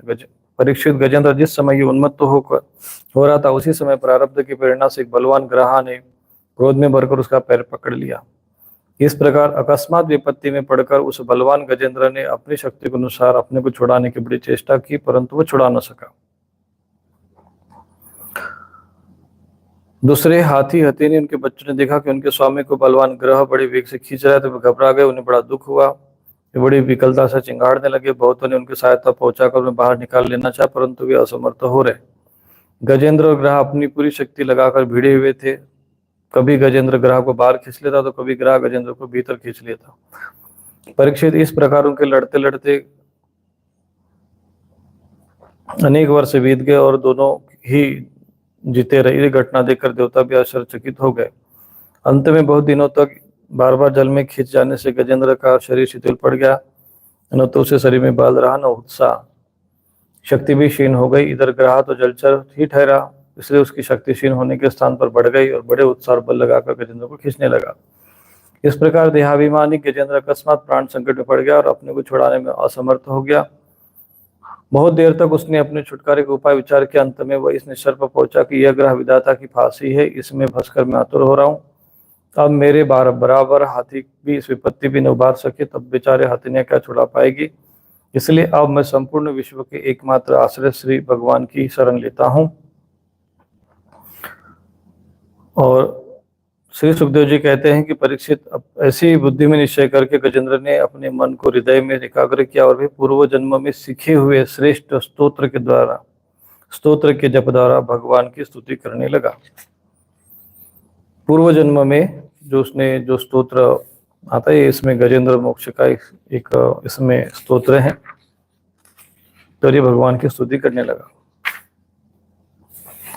परीक्षित, गजेंद्र ने बिना किसी भेदभाव के निर्विशेष रूप से भगवान की स्तुति की थी, इसलिए भिन्न भिन्न नाम और रूप का अपना स्वरूप रखने वाले ब्रह्मा आदि देवता उनकी रक्षा करने के लिए नहीं आए। उस समय सर्वात्मा होने के कारण सर्वदेव स्वरूप से भगवान श्री हरि प्रकट हो गए। विश्व के एकमात्र आधार भगवान ने देखा कि गजेंद्र अत्यंत पीड़ित हो रहा है, अतः उसकी स्तुति सुनकर वेदमय गरुड़ पर सवार श्री चक्रधारी भगवान बड़ी शीघ्रता से वहां चल पड़े और गजेंद्र अत्यंत संकट में पड़ा हुआ था। उसके साथ स्तुति करते हुए देवता भी आए।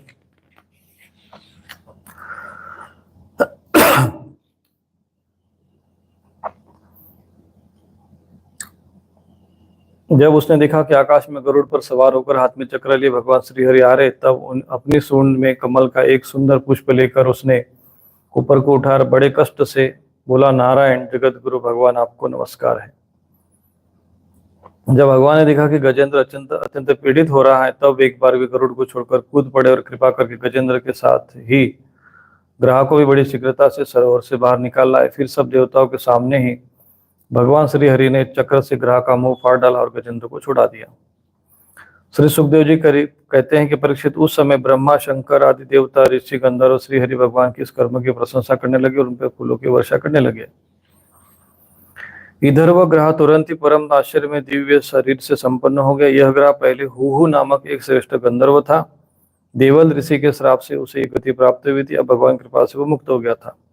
उसने सर्वेश्वर भगवान के चरणों में सिर रखकर प्रणाम किया। उसके बाद वो भगवान के सूर्यस गान करने लगा और वास्तव में अविनाशी भगवान ही सर्वश्रेष्ठ कीर्ति से संपन्न है। भगवान की कृपापूर्ण स्पर्श से उसके सारे पाप नष्ट हो गए थे। उसने भगवान की परिक्रमा करके उसके चरणों में प्रणाम किया और सबके देखते देखते अपने लोक की यात्रा की। गजेंद्र भी भगवान का स्पर्श प्राप्त होते ही अज्ञान के बंधन से मुक्त हो गया और उसे भगवान का स्वरूप प्राप्त हो गया। वह पीताम्बरधारी और चतुर्भुज बन गया।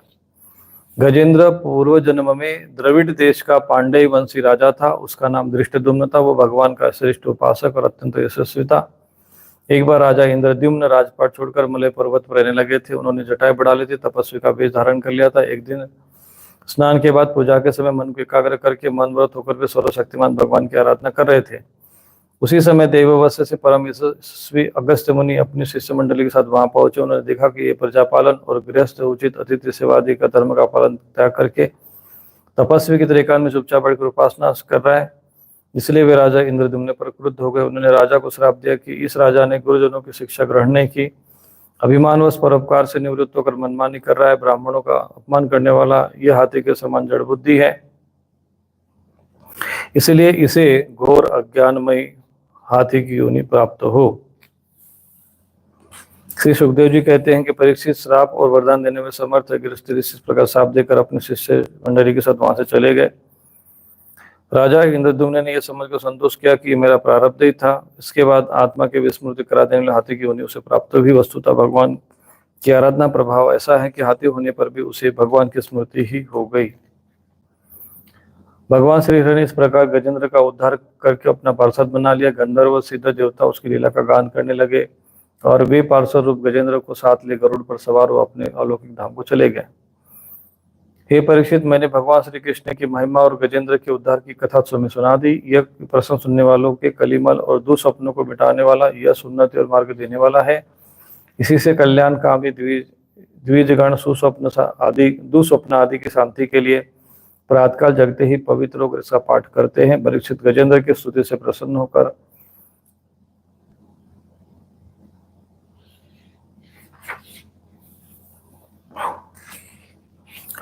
भगवान ने कहा था कि जो लोग ब्रह्म मुहूर्त में जगकर तुम्हारी की हुई स्तुति से मेरा स्तवन करेंगे, मृत्यु के समय में उन्हें निर्मल बुद्धि का दान करूंगा। श्री सुखदेव जी कहते हैं, भगवान परीक्षित, भगवान श्री ने ऐसा कहकर देवताओं को आनंदित करते हुए अपना श्रेष्ठ शंख बजा गरुड़ पर सवार होकर चले गए। इस प्रकार से ये वर्णन यहाँ पर श्रीमद् भागवत महापुराण के 8वें स्कंद में आता है। तो ये जो स्तोत्र है गजेंद्र मोक्ष का, इसका प्रातः उठकर जो है पाठ करना चाहिए। और जो ऐसा करेंगे उन्हें मृत्यु के समय भगवान कहते कि निर्मल बुद्धि का दान करेंगे। दूसरा इसमें यह भी है कि जिनको दुस्वप्न आते, बुरे स्वप्न आते हो स्वप्न, तो उसको भी मिटाने के लिए इसका पाठ कर सकते हैं। कली के मल, कली के जो दोष होते हैं उसको भी ये मिटाने के लिए इस प्रसंगों को सुनने वाले जो है, ये प्रसंग सुनने वालों के कलिमल और दुस्वप्नों को मिटा देता है। तो इसको आप पढ़ भी सकते हैं और इसका पठन भी कर सकते हैं। यह यश, उन्नति और स्वर्ग देने वाला, जिनको यश चाहिए, जिनको उन्नति चाहिए, उनको गजेंद्र मोक्ष के द्वारा भगवान की आराधना करनी चाहिए।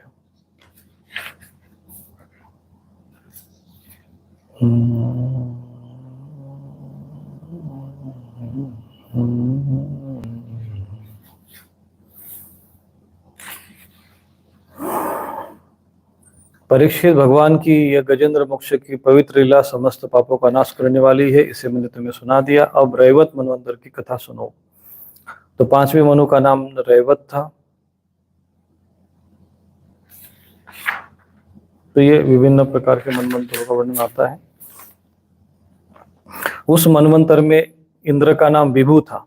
तो यहाँ पर एक बात सिद्ध होती है कि प्रत्येक मनवंतर में जो इंद्र होता है उसका एक अलग अलग नाम होता है। इससे सिद्ध होता है कि इंद्र पदवी है और उसका एक नाम होता है प्रत्येक मनवंतर में। मनवंतर में भी जैसे विवस्वत मनवंतर है, तो मनवंतर में भी उनका नाम होता है।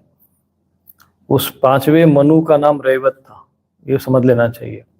तो मनु जो है ये पद है। मनवंतर के स्वामी को मनु कहते हैं। मनु कोई व्यक्ति का नाम नहीं होता है, न कोई वो ऋषि हुए। तो स्वयंभू मन उनका नाम मनु एक पद हुआ, रैवत उनका नाम था। ऐसे इंद्र भी पद है और उस समय में उनका नाम विभु था। ऐसे सभी वनवंतरों में जो इंद्र होते हैं उनका अलग अलग नाम रहता है, मनु का भी अलग नाम रहता है। और उस समय जो सप्तर्षि होते हैं वो भी भिन्न भिन्न होते हैं। उस समय हिरण्यरोमा, वेदसेरा, ऊर्ध्वबाहु आदि सप्तर्षि थे। ये भी एक प्रकार से एक व्यवस्था का, जैसे हमारे यहाँ पे चुनाव होता है, ऐसे मनवंतरों में भी यहाँ पर ऋषि, इंद्र और आदि का, सप्तर्षि और इंद्र आदि का एक प्रकार से समझ कह सकते हैं कि चुनाव होता है।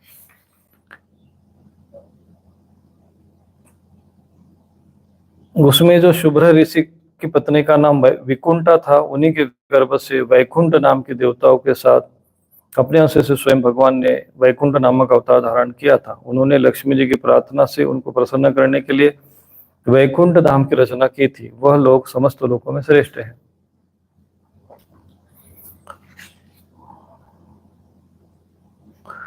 छठवें मनु जो हुए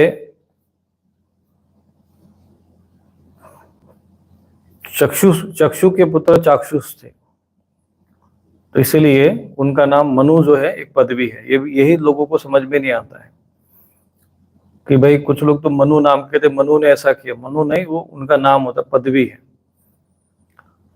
उनके पूर्व पुरुष सुदुम्न आदि कई पुत्र थे और उस समय इंद्र का नाम मंत्र ध्रुव था। प्रधान देवगण कौन? उनसे आप्य आदि देवता थे। उस समय उनका नाम मंत्र ध्रुव था इंद्र का। उस मनवंतर में हविष्यमान, विरक आदि सप्तर्षि थे। उसमें भी सप्तर्षि हविष्यमान और विरक आदि थे। जगतपति भगवान ने उस समय वैराज की पत्नी संभूति के गर्भ से अजित नामक अंश अवतार ग्रहण किया था। उन्होंने समुद्र मंथन करके समुद्र देवता को अमृत पिलाया था तथा वे ही कश्यप धारण करके मंद्राचल की मथने के आधार बने थे। राजा परीक्षित ने पूछा,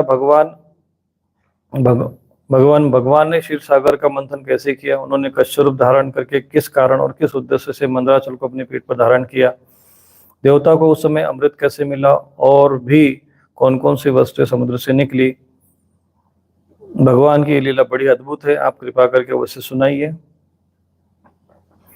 तो सुखदेव जी कहते हैं, जिस समय की ये बात है, उस समय असुरों ने अपने तीखे शस्त्रों से देवताओं को पराजित कर दिया था। उस समय युद्ध में बहुतों के प्राणों पर बनाए थे, पर अनुभवी से गिरकर फिर दुर्वासा के श्राप से तीनों लोग और स्वयं इंद्र भी श्रीहीन हो गए थे।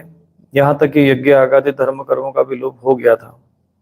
तो ऐसे समय पर यज्ञ आदि जो है ये लोप होता रहता है। ये सब दुर्दशा देखकर इंद्र, वरुण आदि देवताओं ने आपस में बहुत कुछ सोचा विचारा और अपने विचारों से भी किसी निश्चय पर नहीं पहुंच सके। तब वे सबके सब सुमेरु के शिखर पर स्थित ब्रह्मा जी की सभा में गए। वहां उन्होंने बड़ी नम्रता से ब्रह्मा जी की सेवा में अपनी परिस्थिति का विस्तृत विवरण उपस्थित किया।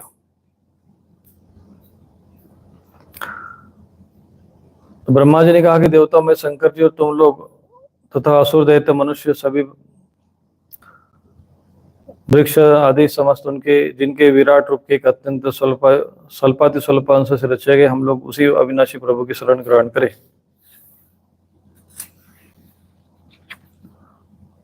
परीक्षित देवताओं से ये कहकर ब्रह्मा जी देवताओं को साथ लेकर भगवान अजित के निज धाम वैकुंठ में गए। वह धाम तमो में प्रकृति से परे है। उन लोगों ने भगवान के स्वरूप और धाम के संबंध में पहले से बहुत कुछ सुन रखा था। वहां जाने पर उन लोगों को कुछ दिखाई न पड़ा, इसलिए ब्रह्मा जी का क्रम से वेदवाणों के द्वारा भगवान की स्तुति करने लगे।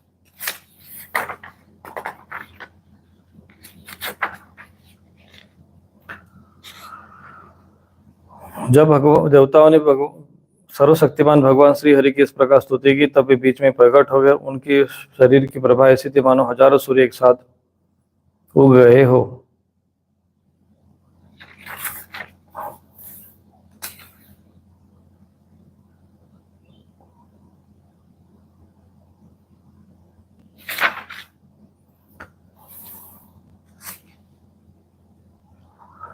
और उस समय जब अपनी समस्या जब भगवान के सामने रखी गई, ब्रह्मा जी आए, तो भगवान ने कहा कि भगवान ब्रह्मा, शंकर और देवताओं, तुम लोग सावधान होकर मेरी वाणी सुनो। तुम्हारे कल्याण का यही उपाय है। इस समय असुरों पर काल की कृपा है, इसलिए जब तक तुम्हारे अभ्युदय और उन्नति का समय नहीं है, तब तक तुम दैत्य और दानवों के पास जाकर उनसे संधि कर लो। देवता कोई भी बड़ा कार्य करना हो तो शत्रु से भी मेल मिलाप कर लेना चाहिए। यह बात अवश्य है कि काम बन जाने पर उनके साथ सांप और चूहे वाला व्यवहार करना चाहिए। तुम लोग बिना विलंब के अमृत निकालने का प्रयत्न करो। उसे पी लेने पर मरने वाला प्राणी भी अमर हो जाता है। पहले शीर्ष सागर में सब प्रकार के घास, तिनके लता औषधि डाल दो। फिर तुम लोग मंदराचल की मथने वासुओं की नाक की नीति बनाकर वीर सहायता से समुद्र का मंथन करो। अब आलस्य और प्रमाद का समय नहीं है। देवता विश्वास रखो, दैत्यों को तो मिलेगा केवल श्रम और क्लेश, परंतु फल मिलेगा तुम लोगों को। देवता असुर लोग तुमसे जो जो चाहे सब स्वीकार कर लो। शांति से अब काम बन जाते, क्रोध करने से कुछ नहीं होता। पहले समुद्र से कालकूट विष निकलेगा, उसे डरना नहीं और किसी भी वस्तु के लिए कभी भी लोभ न करना। पहले तो किसी वस्तु की कामना ही नहीं करना चाहिए, परंतु कामना हो और वो पूरी न हो तो क्रोध करना ही नहीं चाहिए। श्री सुखदेव जी कहते हैं कि परीक्षित, देवताओं को यह आदेश देकर भगवान उनके बीच में अंतर्ध्यान हो गए और वे सर्वशक्तिमान परम स्वतंत्र जो ठहरे उनकी लीला का रहस्य कौन समझे।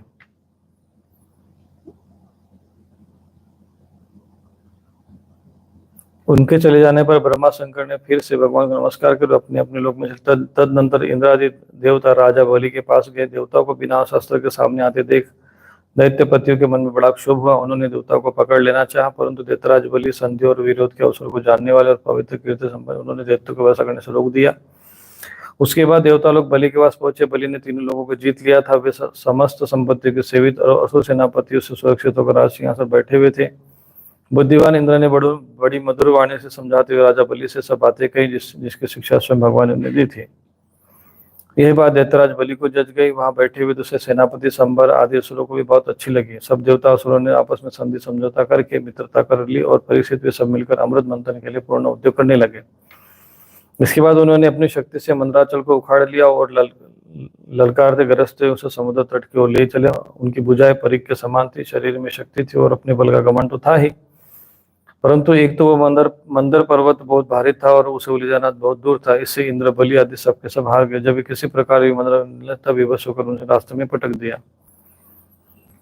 वो सोने का पर्वत मंदराचल बड़ा भारी था और गिरते समय उसके बहुत से देवता दानवों को चकनाचूर कर डाला।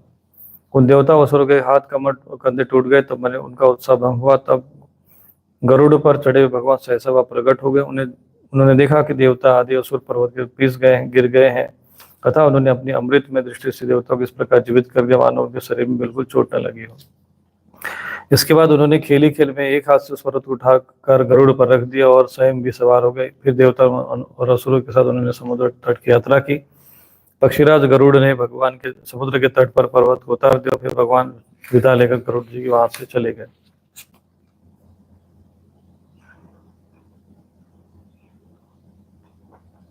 फिर भगवान की विदा करने पर गरुड़ जी वहां से चले गए। श्री सुखदेव जी कहते, परीक्षित, देवता और असुरों ने नागराज वासियों को वचन देकर कि वे समुद्र मंथन से प्राप्त होने वाले अमृत में तुम्हारा भी हिस्सा भाग रहेगा, उन्हें सम्मिलित कर लिया। इसके बाद उन लोगों ने वासु की नाक को नेति के समान मंदराचल में लपेटकर भली बातें उद्यत हो बड़े उत्साह आनंद से अमृत के लिए अमृत मंथन आरंभ किया। उस समय पहले पहल अजित भगवान वासुकी के मुख की ओर लग गए, मतलब भगवान वहां पर विद्यमान थे, इसलिए देवता उधर ही आ जुटे। परंतु भगवान की ये चेष्टा दैत्य सेनापति को पसंद है। उन्होंने कहा कि पूछ ही तो सांप का अशुभ अंग है, हम उसे नहीं पकड़ेंगे। हमने वेद और शास्त्र का विधिपूर्ण अध्ययन किया है और ऊंचे वंश से हमारा जन्म हुआ है। वीरता से बड़े बड़े काम हमने किए, हम देवताओं से किसी बात से कम है क्या? ये कहकर वे लोग चुपचाप एक और खड़े हो गए। उनकी मनोवृत्ति देखकर भगवान ने मुस्कुराकर वासुकी का मुंह छोड़ दिया और देवताओं के साथ उसकी पूंछ पकड़ ली। इस प्रकार अपना अपना स्थान निश्चित करके देवता असुर अमृत प्राप्ति के लिए पूरी तैयारी से समुद्र मंथन करने लगे। परीक्षित, जब समुद्र मंथन होने लगा तब बड़े बड़े बलवान देवता और असुर पकड़े रहने पर भी अपने भार की अधिकता और नीचे की ओर के आधारण होने के कारण मंदराचल समुद्र में डूबने लगा। इस प्रकार जब दैत्य अत्यंत बलवान देवों के द्वारा सब अपना किया करा मिट्टी में मिलता देख तब उनका मन टूट गया, सबके मुंह पर उदासी छा गई। उस समय भगवान ने देखा ये तो विघ्नराज के करतूत है, इसलिए उन्होंने उनके निवारण का उपाय सोचकर अत्यंत विशाल और विचित्र कश्यप का रूप धारण किया और समुद्र के जल में प्रवेश करके मंदराचल को ऊपर उठा लिया। भगवान की शक्ति अनंत है, वे सत्य संकल्प है, उनके लिए कौन सी बड़ी बात थी। देवता और असुरों ने देखा कि मंदराचल तो ऊपर उठाया है। फिर से वह समुद्र मंथन के लिए उठ खड़े हुए। उसमें भगवान ने जम्बूद्वीप के समान 1 लाख योजन फैली अपनी पीठ पर मंदराचल को धारण कर रखा था। परीक्षित, जब बड़े बड़े देवता और असुरों ने अपने बाहुबल से मंदराचल को प्रेरित किया तो भगवान की पीठ पर घूमने लगा। अत्यंत शक्तिशाली आदि कश्यप भगवान को उस पर्वत पर चक्कर लगाना ऐसा जान पड़ा मानो उसको कोई पीठ पे खुजली कर रहा हो। साथ ही समुद्र मंथन संपन्न करने के लिए भगवान ने असुरों में उनकी शक्ति और बल को बढ़ाते हुए असुर रूप में प्रवेश किया। वैसे ही उन्होंने देवता को उत्साहित उत्साहित करते हुए उनमें देव रूप में प्रवेश किया और वासुनी नाग में निद्रा के रूप में। इधर पर्वत के ऊपर पर्वत दूसरे पर्वत के समान बनकर सहस्त्र भगवान अपने हाथों से उसे दबाकर स्थित हो गए। उस समय आकाश में ब्रह्मा, शंकर, इंद्र आदि उनकी स्तुति और उनके ऊपर पुष्प की वर्षा करने लगा। इस प्रकार भगवान ने पर्वत के ऊपर उसको दबाए रखने के रूप में नीचे की ओर आधार कश्यप के रूप में, देवता और असुरा के शरीर में उसकी शक्ति के रूप में और पर्वत में दृढ़ता के रूप में, नेति बने वासुकी नाग में इंद्रा के रूप में, जिससे उसे कोई कष्ट न हो, प्रवेश करके सब और उसे शक्ति संपन्न कर दिया। अब वे अपने बल के मत से उन्मत्त होकर मंदराचल के द्वारा बड़े वेग से समुद्र मंथन करने लगे। उस समय समुद्र और उसमें रहने वाले मगर, मछली आदि जीव क्षुब्ध हो गए। नागराज वासुकी के हजारों कठोर नेत्र और मुख और श्वासों से विष की आग निकलने लगी। उनके धुएं से पौलम, काले या बलि, इलवल आदि असुर निस्तेज हो गए। उस समय से जान पड़े जैसे दावानल की से झुलसे हुए शाखों के पेड़ खड़े हो। देवता भी उनसे न बच सके। वासुकी के श्वास की लपटों से उनका भी तेज फीका पड़ गया। वस्त्र, माला, कवच आदि मुख धूमिल हो गए। उनकी दशा देखकर भगवान की प्रेरणा से बादल देवताओं के ऊपर वर्षा करने लगे और वायु समुद्र की तरंगों का स्पर्श करके शीतलता और सुगंधि का संचार करने लगे। इस प्रकार देवता और असुरों के समुद्र मंथन के करने पर भी जब अमृत न निकला तब स्वयं अजित भगवान समुद्र मंथन करने लगे। मेघ के समान सावले शरीर पर सुनहला पीताम्बर और कानों में बिजली के समान चमकते कुंडल, सिर पर लहराते घुंघराले बाल और नेत्रों में लाल लाल रेखाएं और गले में वनमाला सुशोभित हो रही थी। जब भगवान अजित भगवान ने इस प्रकार समुद्र मंथन किया तब समुद्र में बड़ी खलबली मच गई। मछली, मगर, सांप, कछुए भयभीत होकर ऊपर आ गए और इधर उधर भागने लगे। उस समय पहले पहल हलाहल नाम का अत्यंत उग्र विष निकला। वो अत्यंत उग्र विष दिशा विदिशा में ऊपर नीचे सर्वत्र उड़ने और फैलने लगा। इस असह्य विष से बचने का कोई उपाय भी तो न था। भयभीत होकर संपूर्ण प्रजा और प्रजापति किसी के द्वारा त्राण न मिलने पर भगवान सदाशिव की शरण में गए और भगवान शंकर सत्य जी के साथ कैलाश पर विराजमान थे। बड़े बड़े ऋषि मुनि उनकी सेवा कर रहे थे। वे वहां तीनों लोगों के अभ्युदय और मोक्ष के लिए तपस्या कर रहे थे। प्रजापति ने उनका दर्शन करके उनकी स्तुति करते प्रणाम किया। प्रजा का यह संकट देखकर समस्त प्राणियों के अकारण बंधु देवादिदेव महादेव शंकर के हृदय में कृपावश बड़ी व्यथा हुई। उन्होंने अपने प्रिय सती से बात कही कि देवी, ये बड़े खेद की बात है। देखो तो सही, समुद्र मंथन से निकले हुए कालकूट विष के कारण प्रजा पर कितना बड़ा दुख आ पड़ा हुआ। ये बेचारे किसी प्रकार अपने प्राणों की रक्षा करना चाहते हैं। इस समय मेरा कर्तव्य है कि मैंने निर्भय कर दूं। जिनके पास शक्ति सामर्थ्य है उनके जीवन की सफलता इसी में कि वे दीन दुखियों की रक्षा करें। सज्जन पुरुष अपने क्षणभंगुर प्राणों की बलि देकर भी दूसरे प्राणियों की रक्षा करते हैं। कल्याणी, अपने ही मोह की माया में फंसकर संसार के प्राणी मोहित हो रहे हैं और एक दूसरे से वैर की गांठ बांधे बैठे हैं। उनके ऊपर जो कृपा करता है उस सर्वात्मा भगवान श्री कृष्ण प्रसन्न होते हैं और जब भगवान प्रसन्न हो जाते हैं तब चराचर जगत के साथ मैं भी प्रसन्न हो जाता हूँ। इसलिए अभी अभी मैं इस विष को भक्षण करता हूँ जिससे मेरी प्रजा का कल्याण हो। कहते हैं कि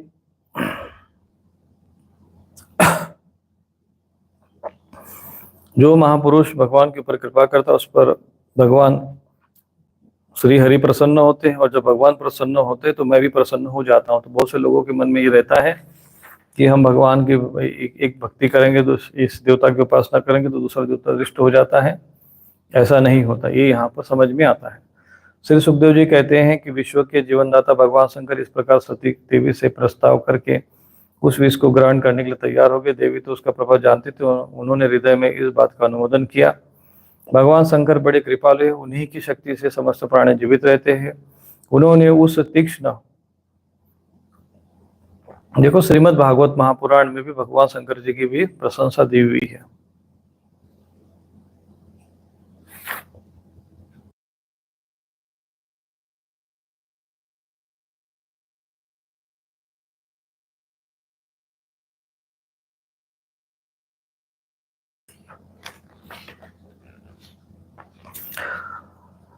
उन्होंने उस तीक्ष्ण हलाल विष को अपनी हथेली पर उठाकर भक्षण कर लिया। वह विष जल का पापमल था। उसने शंकर जी पर भी अपना प्रभाव प्रकट कर दिया। उससे उनका कंठ नीला पड़ गया, परंतु वह तो प्रजा का कल्याण करने वाले भगवान शंकर के लिए भूषण रूप हो गया। परोपकारी सज्जन प्राय प्रजा का दुख टालने के लिए स्वयं दुख झेला ही करते, परंतु यह दुख नहीं है कि वह सबके हृदय में विराजमान परमात्मा की आराधना है। देवादिदेव भगवान शंकर सबकी कामना पूर्ण करने वाले हैं। उनका यह कल्याण में अद्भुत कर्म सुनकर संपूर्ण प्रजा, दक्ष कन्या सती, ब्रह्मा जी और स्वयं भगवान विष्णु भी उनकी प्रशंसा करने लगे। जिस समय भगवान शंकर विषपान कर रहे थे, उस समय उनके हाथ से थोड़ा विष टपक पड़ा था। उसे बिच्छू, सांप, अन्य विषैले जीवों ने और विषैली औषधि ने ग्रहण कर लिया। श्री सुखदेव जी कहते हैं, इस प्रकार जब भगवान शंकर ने विष पी लिया, तब देवता और असुर बड़े प्रसन्नता हुई और फिर पुनः उत्साह से समुद्र मंथन करने लगे और तब समुद्र से कामधेनु प्रकट हुई।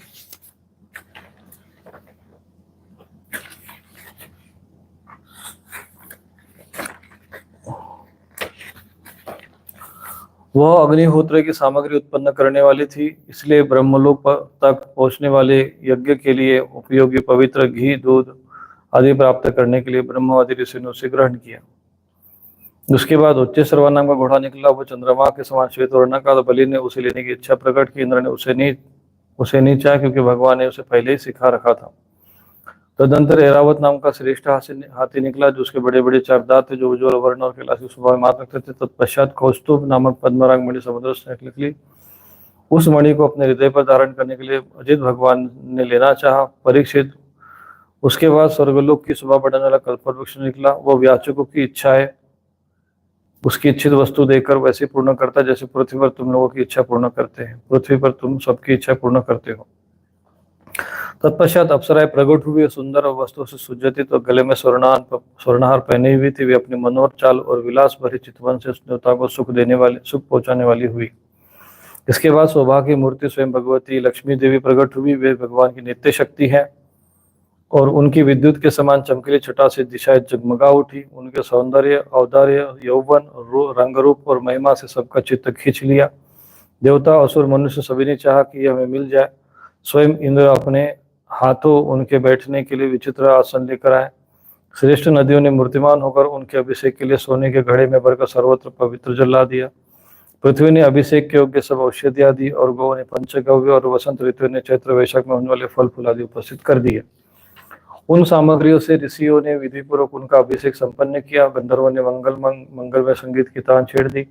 नर्तकियां नृत्य करने लगी। मेघ सदैव होकर मृदंग, ढोल आदि नगाड़े बड़े जोर से बजाने लगे। तब भगवती लक्ष्मी ने देवी हाथ में कमल लेकर सिंहासन विराजमान हो गई।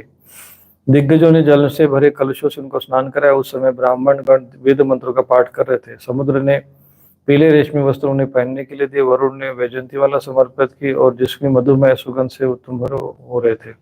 प्रजापति विश्वकर्मा ने भांति भांति के गहने, सरस्वती जी ने मोती जी का हार, ब्रह्मा जी ने कमल और नागों ने 2 कुंडल समर्पित किए। इसके बाद लक्ष्मी जी ब्राह्मणों के सस्तेन पाठ कर चुकने पर अपने हाथों में कमल की माला लेकर उसे सर्वगुण संपन्न पुरुष के गले में डालने चली।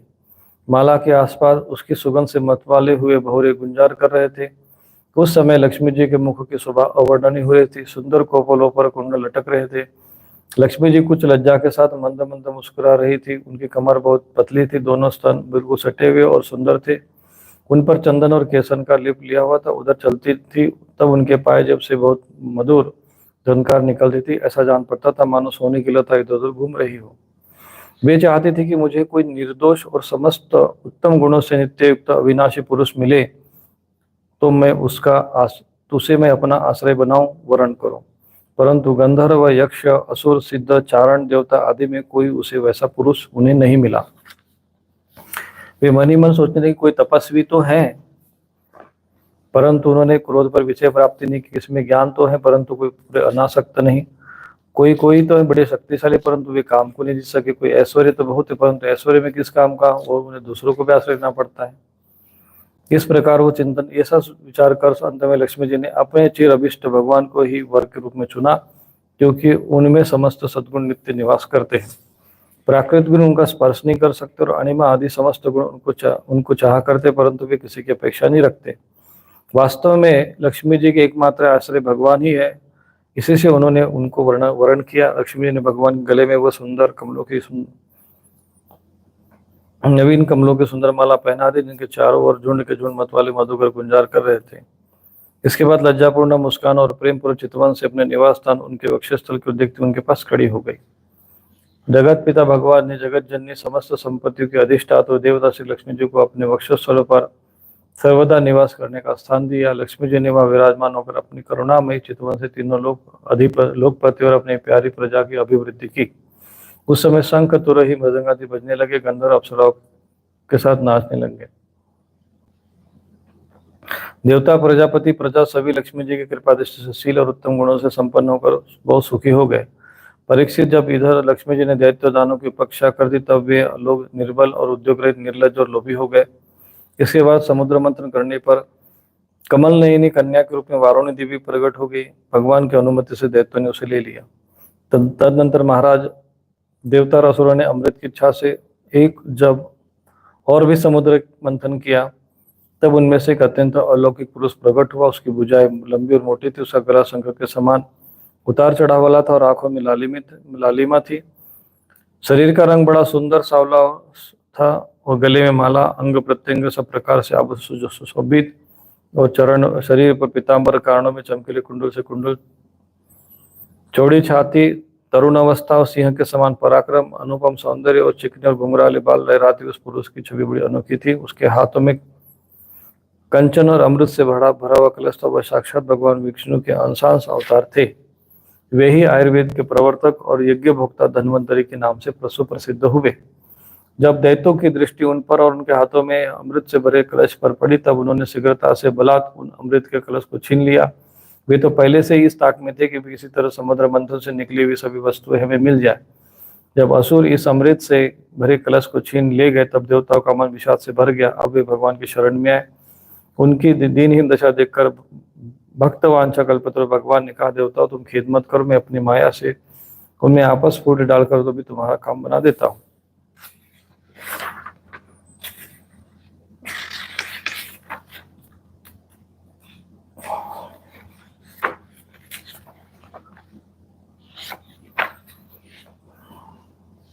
परीक्षित, अमृत ललू दैत्यों ने उनके लिए आपस में झगड़ा खड़ा हो गया। वे कहने लगी, पहले मैं पीऊंगा, पहले मैं, इस पर तुम नहीं। इस प्रकार से आपस में लड़ने लगे।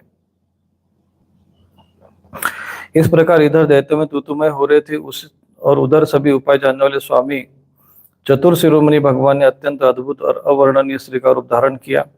शरीर का रंग नील कमल के समान श्याम और देखने योग्य था। अंग प्रत्यंग बड़े आकर्षक थे। दोनों कान बराबर, कर्ण सुशोभित थे।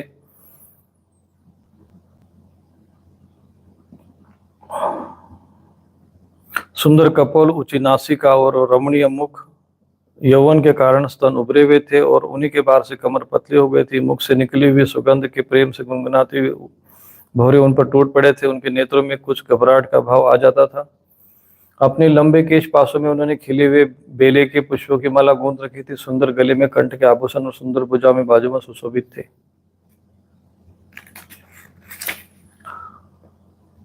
परीक्षित, असुर आपस में सद्भाव और प्रेम को छोड़कर एक दूसरे की निंदा कर रहे थे और डाकू की तरह एक दूसरे के हाथ से अमर क्लब छीन रहे थे। इसी बीच में उन्होंने देखा कि एक बड़ी सुंदर स्त्री उनकी ओर चली आ रही है।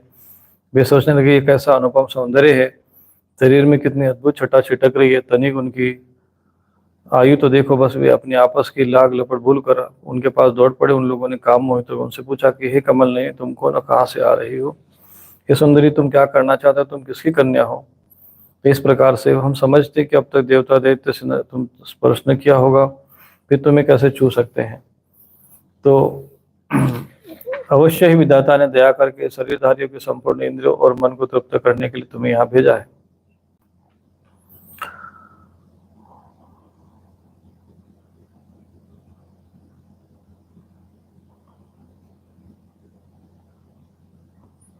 तो वहां पर मोहिनी रूप में भगवान ने कहा कि आप लोग महर्षि कश्यप जी के पुत्रगण हैं और मैं तो एक स्वेच्छाचारिणी स्त्री हूं, तो आप लोग मुझ पर किस।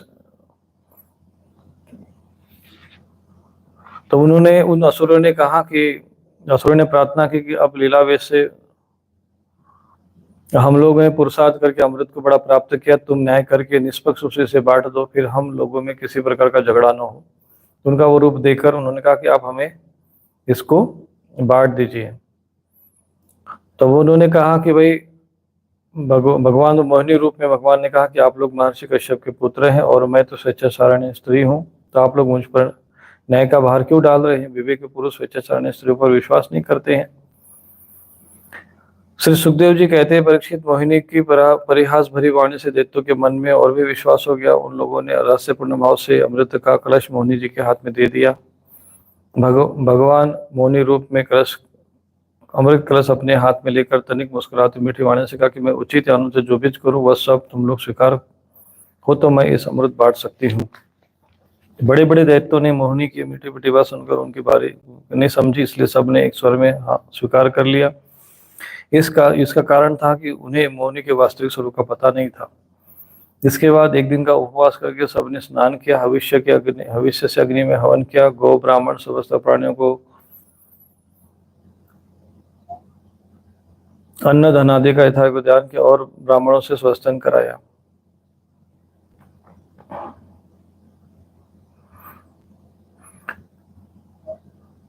मोहिनी रूप भगवान ने देवता और असुरों की अलग अलग पंक्तियां बना दी, फिर दोनों कतार में बांधकर अपने अपने दल में बैठा दिया। इसके बाद अमृत का कलश हाथ में लेकर भगवान देवताओं के पास चले गए। उन्हें हाव और कटाक्ष से मोहित करते दूर बैठे देवताओं के पास आ गए, उन्हें वो अमृत पिलाने लगे, जिसे पी लेने पर बुढ़ापे और मृत्यु का नाश हो जाता है। परीक्षित, असुर अपने की हुई प्रतिज्ञा का पालन कर रहे थे, उनका स्नेह भी हो गया था और वे स्त्री से झगड़ने में अपनी निंदा भी समझते, इसलिए वे चुपचाप बैठे रहे। मोहिनी में उनका अत्यंत प्रेम हो गया था, वे डर रहे थे कहीं हमारा प्रेम संबंध टूट न जाए। मोहिनी ने भी पहले उन लोगों को बड़ा सम्मान दिया था, इससे वे और भी बन गए थे। इसी कारण उन्होंने मोहिनी को अपना अप्रिय बात नहीं कही। जिस समय भगवान देवताओं को अमृत पिला रहे थे, उसी समय राहु देवताओं का विष बनाकर उनके बीच में आ बैठा और देवताओं के साथ उसने भी अमृत पी लिया। परंतु तक्षण चंद्रमा और सूर्य ने उस विषय में सूचना दी। अमृत पिलाते पिलाते ही भगवान ने अपने तीखे धार वाले चक्र से उसका सिर काट डाला। अमृत का संसर्ग होने के कारण उसका धड़ नीचे गिर गया, परंतु सिर अमर हो गया और ब्रह्मा जी ने उसे ग्रह बना दिया। वही राहु पर्व के दिन वैरभाव से प्रतिशोध लेने के लिए चंद्रमा अमृत सूर्य पर आक्रमण किया करता है। जब देवताओं ने अमृत पी लिया, तब समस्त लोगों को जीवन दान देने वाले भगवान ने बड़े बड़े दैत्यों के सामने मोहिनी रूप त्याग करके अपना वास्तविक रूप धारण कर लिया। परीक्षित, देखो, देवता और दैत्य दोनों ही एक ही समय एक स्थान पर प्रयोजन और एक ही वस्तु के लिए विचार से एक ही कर्म किया था, परंतु फल में बड़ा भेद हो गया। उनमें से देवताओं ने बड़ी सुगमता से अपने परिश्रम का फल अमृत प्राप्त कर लिया, क्योंकि उन्होंने भगवान के चरण कमलों की रज का आश्रय लिया था, परंतु उससे विमुख होने के कारण परिश्रम करने पर भी असुरगण अमृत से वंचित रह गए। मनुष्य अपने प्राण, धन, कर्म, मन, वाणी आदि से शरीर और पुत्र आदि के लिए जो कुछ करता है वह व्यर्थ होता है, क्योंकि उसके मूल में भेद बुद्धि बनी रहती। परंतु उन्हीं प्राण आदि वस्तुओं के द्वारा भगवान के लिए जो कुछ किया जाता है वह सब भेदभाव से रहित होने के कारण अपने शरीर, पुत्र और समस्त संसार के लिए सफल हो जाता है। श्री सुखदेव जी कहते हैं कि यद्यपि दानव और दैत्यों में बड़े सावधान से समुद्र मंथन की चेष्टा की थी, फिर भी वे भगवान से विमुख होने के कारण उन्हें अमृत की प्राप्ति नहीं हुई। भगवान ने समुद्र मंथन का अमृत निकाला और अपने निज जन देवताओं को पिला दिया और फिर सबके देखते देखते गरुड़ पर सवार हुए, वहां से वे चले गए। फिर यहाँ पर देवासुर संग्राम होता है।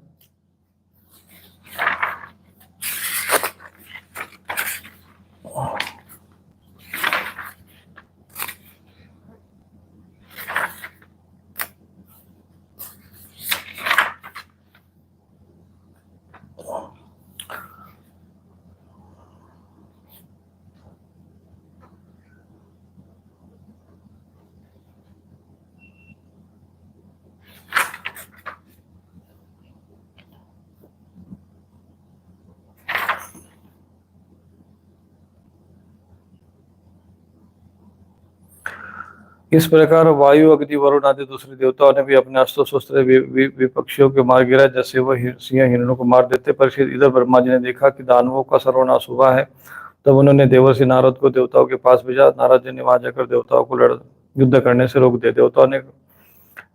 देवताओं भगवान की भुजाओं की छत्र छाया में रहकर आप लोगों ने अमृतपान कर लिया है। लक्ष्मी जी ने भी आपकी अपनी कृपा को से आपको अभिवृद्धि की, आप लोग ये सब युद्ध बंद कर दे। श्री सुखदेव जी कहते हैं, देवताओं ने महर्षि की बात मानकर अपने क्रोध के वेग को शांत कर दिया और फिर वे सबके सब अपने लोक स्वर्गलोक में चले गए। उस समय देवताओं के अनुसार उनके यश का गान कर रहे थे। युद्ध में बचे हुए दैत्यों ने देवर्षि नारद की सम्मति से वज्र की चोट से खाए बलि को लेकर अस्ताचल की यात्रा की।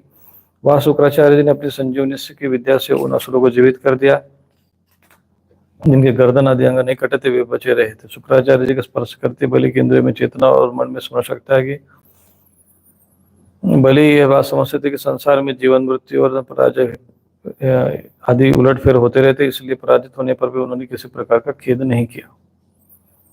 श्री सुखदेव जी कहते हैं कि परीक्षित, जब भगवान शंकर ने सुना कि श्री हरि ने स्त्री का रूप धारण कर असुरों को मोहित कर दिया, देवताओं को अमृत पिला दिया, तब वे सतीदेव के साथ वृषभ पर सवार होकर भूत गणों को लेकर वहां आगे जहाँ मधुसूदन निवास करते हैं। तो ये यहाँ पर अभी अष्टम स्कंद में फिर भगवान जी का वर्णन आता है और कल इसको पूर्ण करते हुए फिर हम लोग नवम स्कंद की कथा श्रवण करेंगे। इसमें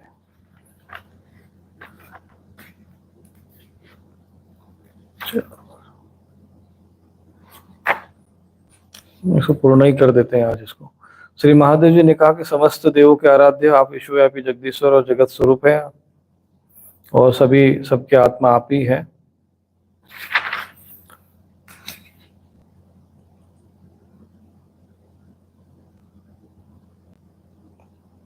प्रभु, आप जब गुणों को स्वीकार करके लीला करने के लिए बहुत से अवतार ग्रहण करते तब मैं उसका दर्शन करता ही हूँ। अब मैं आपके उस अवतार का भी दर्शन करना चाहता हूँ जो आपने शिव रूप में ग्रहण किया था, जिससे दैत्यों को मोहित करके आपने देवताओं को भी अमृत पिलाया। स्वामी, उसको देखने के लिए हम सब आए हैं। हमारे मन में उनके दर्शन का बड़ा कौतूहल है। जब भगवान शंकर ने भगवान विष्णु से प्रार्थना की तब वे गंभीर भाव से हंसकर शंकर जी से बोले कि शंकर जी, उस समय अमृत का कलश दैत्यों के हाथ में चला गया था, अतः देवताओं का काम बनाने के लिए और दैत्यों का मन एक नए कौतूहल को की ओर खींचने के लिए मैंने स्त्री रूप धारण किया था। देव शिरोमणि, आप उसे देखना चाहते इसलिए मैं आपको वो रूप दिखाऊंगा, परंतु वह रूप तो कामी पुरुषों का ही आदरणीय है, क्योंकि वो काम भाव को उत्तेजित करने वाला है। सुखदेव जी कहते हैं कि इस तरह कहते भगवान विष्णु वही अंतर्धान हो गए और भगवान शंकर सती देवी के साथ चारों ओर दृष्टि दौड़ाते वही बैठे रहे। इतने में उन्होंने देखा कि सामने बड़ा सुंदर उपवन है और वहां उन्होंने मोहिनी जी का रूप वहां पर देखा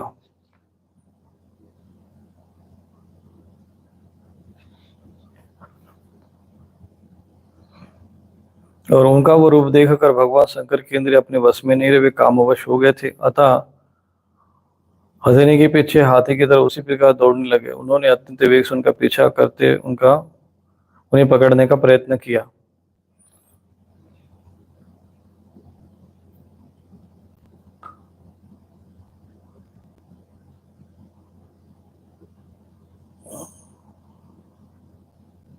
और यहाँ पर भगवान शंकर जी परीक्षित, नदी, सरोवर, पर्वत, वन और उपवन में जहाँ जहाँ ऋषि निवास करते वहां भगवान शंकर जी उनके पीछे पीछे हो गए।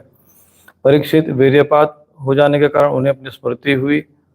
उन्होंने देखा कि अरे, भगवान की माया ने तो मुझे बहुत खूब छकाया। वे तुरंत उस दुखद प्रसंग से अलग हो गए। इसके बाद आत्मस्वरूप भगवान की यह महिमा जानकर उन्हें कोई आश्चर्य नहीं हुआ। वे जानते थे कि भला भगवान की शक्ति का कोई पार पा सकता है। भगवान ने देखा कि भगवान शंकर को इससे विषाद और लज्जा हुई है, तब वे पुरुष रूप धारण करके उनके फिर प्रकट हो गए और बड़ी प्रसन्नता से उनसे कहने लगे। भगवान ने कहा कि देव शिरोमणि, मेरी स्त्री रूपिणी माया से विमोहित होकर भी आप ही अपनी निष्ठा से स्थित हो गए, होकर भी आप स्वयं ही अपनी निष्ठा में स्थित हो गए, ये बड़े आनंद की बात है। मेरी माया अपार है, वह ऐसे ऐसे हाव भाव रचती हैं कि अजितेंद्रिय पुरुष तो किसी प्रकार से उसमें छुटकारा पा नहीं सकते। भला आपके अतिरिक्त ऐसा कौन पुरुष है जो एक बार मेरी माया के फंदे में फंसकर फिर स्वयं उसमें निकल सके। यद्यपि मेरी ये गुणमयी माया बड़े बड़ों को मोहित कर देती है, फिर भी वह अपने आप को कभी मोहित नहीं करेगी। फिर भी वह अब यह आपको कभी मोहित नहीं करेगी, क्योंकि सृष्टि आदि के लिए समय पर उसे क्षोभित करने वाला काल मैं ही हूँ। इसलिए मेरी इच्छा के विपरीत वह रजोगुण आदि की सृष्टि नहीं कर सकती। श्री सुखदेव जी कहते हैं, इस प्रकार भगवान विष्णु ने शंकर जी का सत्कार किया, तब उनसे विदा लेकर एवं परिक्रमा करके वे अपने गुणों के साथ कैलाश धाम को चले गए। भरतवंश शिरोमणि भगवान शंकर ने बड़े बड़े ऋषियों की सभा में अपनी अर्धांगिनी सती देवी से अपने विश्व रूप के अंशभूता महामयी मोहिनी का इस प्रकार से बड़े प्रेम से वर्णन किया। देवी, तुमने परम पुरुष परमेश्वर भगवान विष्णु की माया देखी। देखो, यो तो मैं समस्त कौशल विद्या और आदि का स्वामी स्वतंत्र हूँ, फिर भी उस माया के विवश होकर मोहित हो जाता हूँ। फिर दूसरे जीव तो परतंत्र है ही। जब ये मोहित हो जाते उसमें कहना ही क्या। जब मैं 1000 वर्ष की समाधि से उठा था, तब तुमने मेरे पास आकर पूछा था कि तुम किसकी उपासना करते हो। वे यही साक्षात सनातन पुरुष है। न तो काल ही उन्हें अपनी सीमा में बांध सकता है, न ही वेद उनका वर्णन कर सकता। उनका वास्तविक स्वरूप अनंत और अनिर्वचनीय है। श्री सुखदेव जी कहते हैं, प्रिय परीक्षित, मैंने भगवान विष्णु की ऐश्वर्यपूर्ण लीला तुमको सुनाई, जिसमें समुद्र मंथन के समय अपनी पीठ पर मंदराचल धारण करने वाले भगवान का वर्णन है। जो पुरुष बार बार इसका कीर्तन और श्रवण करता है, उसका उद्योग कभी और कहीं निष्फल नहीं होता, क्योंकि पवित्र कीर्ति भगवान के गुण और लीलाओं का गान संसार के समस्त क्लेश और परिश्रम को मिटा देने वाला है। दुष्ट पुरुषों को भगवान के चरण कमलों की प्राप्ति कभी नहीं हो सकती। वे तो भक्तिभाव से युक्त पुरुष को प्राप्त होते। इसलिए उन्होंने स्त्री का माया रूप धारण करके दैत्यों को मोहित किया और अपने चरण कमलों के शरणागत देवताओं को समुद्र मंथन से निकले हुए अमृत का पान कराया। केवल उन्हीं की बात नहीं, चाहे जो भी हो, उनके चरणों की शरण ग्रहण करते हुए ही उनकी समस्त कामनाएं पूर्ण कर देते। मैं उन प्रभु चरण कमलों को नमस्कार करता हूँ। परीक्षित, विवस्वान के पुत्र श्राद्धदेव सातवें मनु है, जिनका नाम वैवस्वत हुआ। ये वर्तमान मनवंतर का कार्यकाल है। उनके संतान का वर्णन करता हूँ। वैवस्वत मनु के 10 पुत्र वे इक्ष्वाकु, नभक, धृष्ट, सरियाति, नरेश, नाभाग, दृष्ट, करुष, पुरुष, कुशद्र और वसुमान। इस मनवंतर में आदित्य, वसु, रुद्र, विश्वदेव, मरुदगण, अश्विनी कुमार और ऋभु ये देवताओं के प्रधान गण है। और पुरंदर उनका इंद्र है। पुरंदर नाम के इस समय इंद्र जो है राजा है। कश्यप, अत्रि, वशिष्ठ, विश्वामित्र, गौतम, जमदग्नि और भरद्वाज ये 7 सप्तर्षि है। इस मनवंतर में भी कश्यप की पत्नी अदिति के गर्भ से आदित्य के छोटे भाई वामन के रूप में भगवान विष्णु ने अवतार ग्रहण किया था। परीक्षित, इस प्रकार मैंने संक्षेप में तुम्हें 7 मनवंतरों का वर्णन सुनाया। अब भगवान की शक्ति से आने वाले 7 मनवंतर का वर्णन करता हूँ। यह तो मैं पहले ही बता चुका हूँ कि विवस्वान की 2 पत्नियां थी, संज्ञा और छाया। ये दोनों ही विश्वकर्मा की पुत्री थी। कुछ लोग ऐसा कहते हैं कि उनकी तीसरी पत्नी वड़वा भी थी। उस सूर्य पत्नियों में तीनों संज्ञा से 3 संतानें भी थी, यम, यमी और श्राद्धदेव। छाया की भी 3 संतान हुई थी, सावर्णी, सैनेश्वर और तप्ती नाम की कन्या जो संवत्सर की पत्नी हुई। जब संज्ञा ने वड़वा रूप धारण कर लिया तब उनसे दोनों अश्विनी कुमार हुए। 8वें मनवंतर में सावर्णी मनु होंगे। उनके पुत्र होंगे निर्मुख, विरजस और परीक्षित। उस समय सूतपा, विरजा और अमृतप्रद नाम के देवगण होंगे, इंद्रों के स्वामी होंगे। इस प्रकार के 14 मनवंतरों का वर्णन इसमें आता है।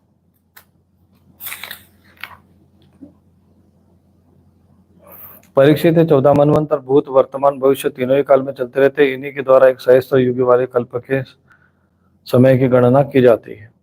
राजा परीक्षित ने पूछा, भगवान आपके द्वारा वर्णित मनु, मनुपुत्र, सप्तर्षि आदि आपने मनवंतर में किसके द्वारा नियुक्त और कौन से काम किस प्रकार करते, कृपा करके बताइए। श्री सुखदेव जी कहते हैं कि मनु, मनुपुत्र, सप्तर्षि देवता सबको नियुक्त करने वाले स्वयं भगवान ही है।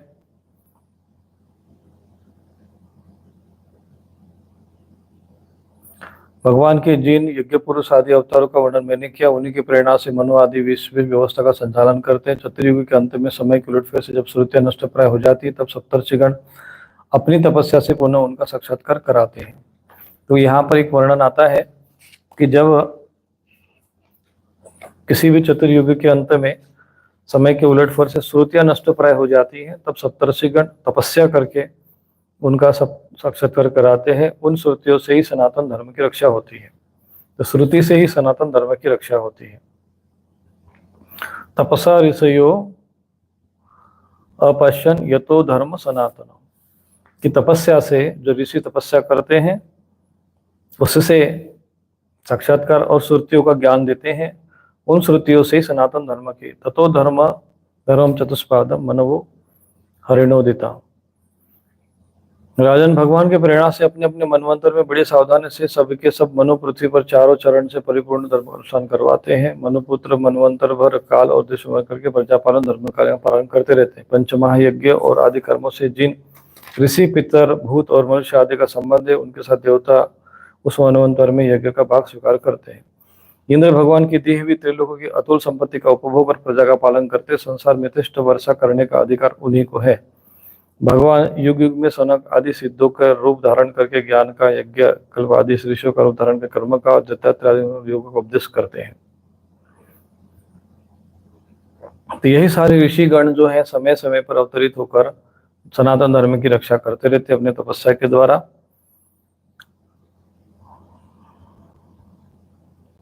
वे मरीचि आदि प्रजापति के रूप में सृष्टि की रचना करते, सम्राट के रूप में लुटेरों का वध करते हैं, ऋषि मुनियों के रूप में भी अवतरित होकर वह ज्ञान, धर्म, भक्ति का, योग का उपदेश करते हैं और शीत उष्ण आदि विभिन्न गुणों को धारण करके काल रूप से उन सबको संहार की ओर भी ले जाते हैं। और ज्यादा जब गर्मी बढ़ती, ठंडी बढ़ती, ये सब आदि जो क्रिया होती है उनके द्वारा भी काल में संहार करते रहते। नाम और रूप की माया से प्राणियों की बुद्धि विमूढ़ हो गई है, इसलिए वे अनेक प्रकार के दर्शन शास्त्रों के द्वारा महिमा तो भगवान की गाते, परंतु उनके वास्तविक स्वरूप को नहीं जानते। परीक्षित, इस प्रकार मैंने तुम्हें महाकल्प, अन्वांतर का परिणाम सुना है।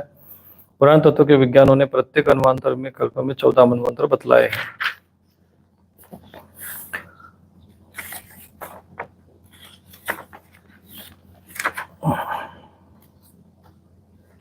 और यहाँ पर एक अंत में वर्णन आता है कि राजा बलि के बारे में फिर वो वर्णन आता है कि जब बलि का क्या हुआ, ऐसा इस प्रकार से राजा परीक्षित ने पूछा, तो वहां और बलि के बारे में कहते कि उन्होंने तब संजीवनी विद्या से शुक्राचार्य जी ने जीवित कर दिया था और फिर उनके द्वारा यज्ञ आदि के द्वारा उनको एक विशिष्ट रथ प्रदान किया और फिर उन्होंने युद्ध करके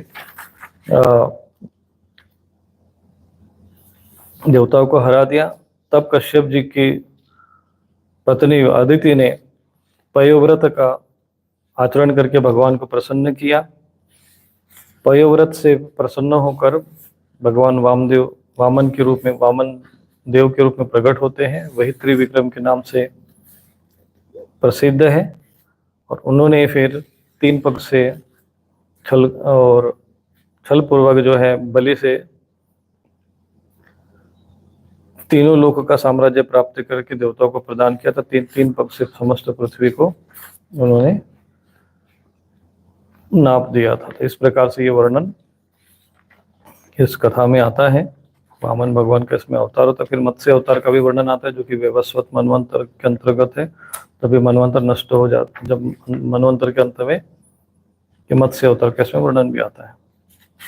और फिर ये बलि का भी वर्णन आता है कि जब बलि को चूंकि अवैध था तो उनमें सुतल लोक में उनको प्रदान किया जाता है। और ये इस प्रकार से दैत्य सुतल लोक में वास करते हैं और देवता स्वर्ग आदि लोक में रहते हैं।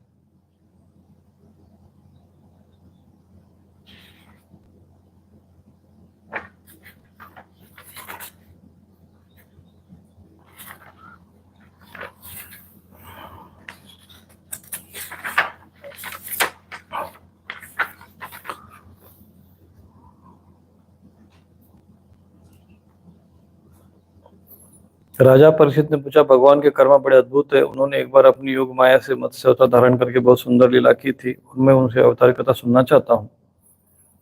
मत्स्य योनि योग तो एक लोक निंदित है, दूसरी तमोगुणी और असह्य प्रतुना से युक्त भी है। सर्वशक्तिमान होने पर ही भगवान ने कर्म बंधन में बंधे हुए जीव की तरह मत्स्य का रूप धारण क्यों किया? भगवान महात्माओं के कीर्तनीय भगवान का चरित्र समस्त प्राणियों को सुख देने वाला, अथाह कृपा करके आप उसके बारे में सच्चा वर्णन करिए।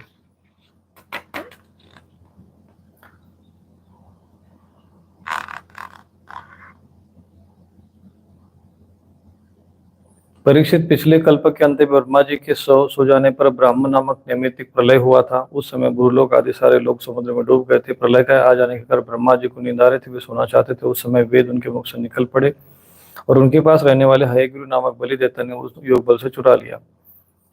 सर्वशक्तिमान भगवान हरि ने दानवराज हयग्रीव की वो चेष्टा जान ली, इसलिए उन्होंने मत्स्य अवतार ग्रहण किया।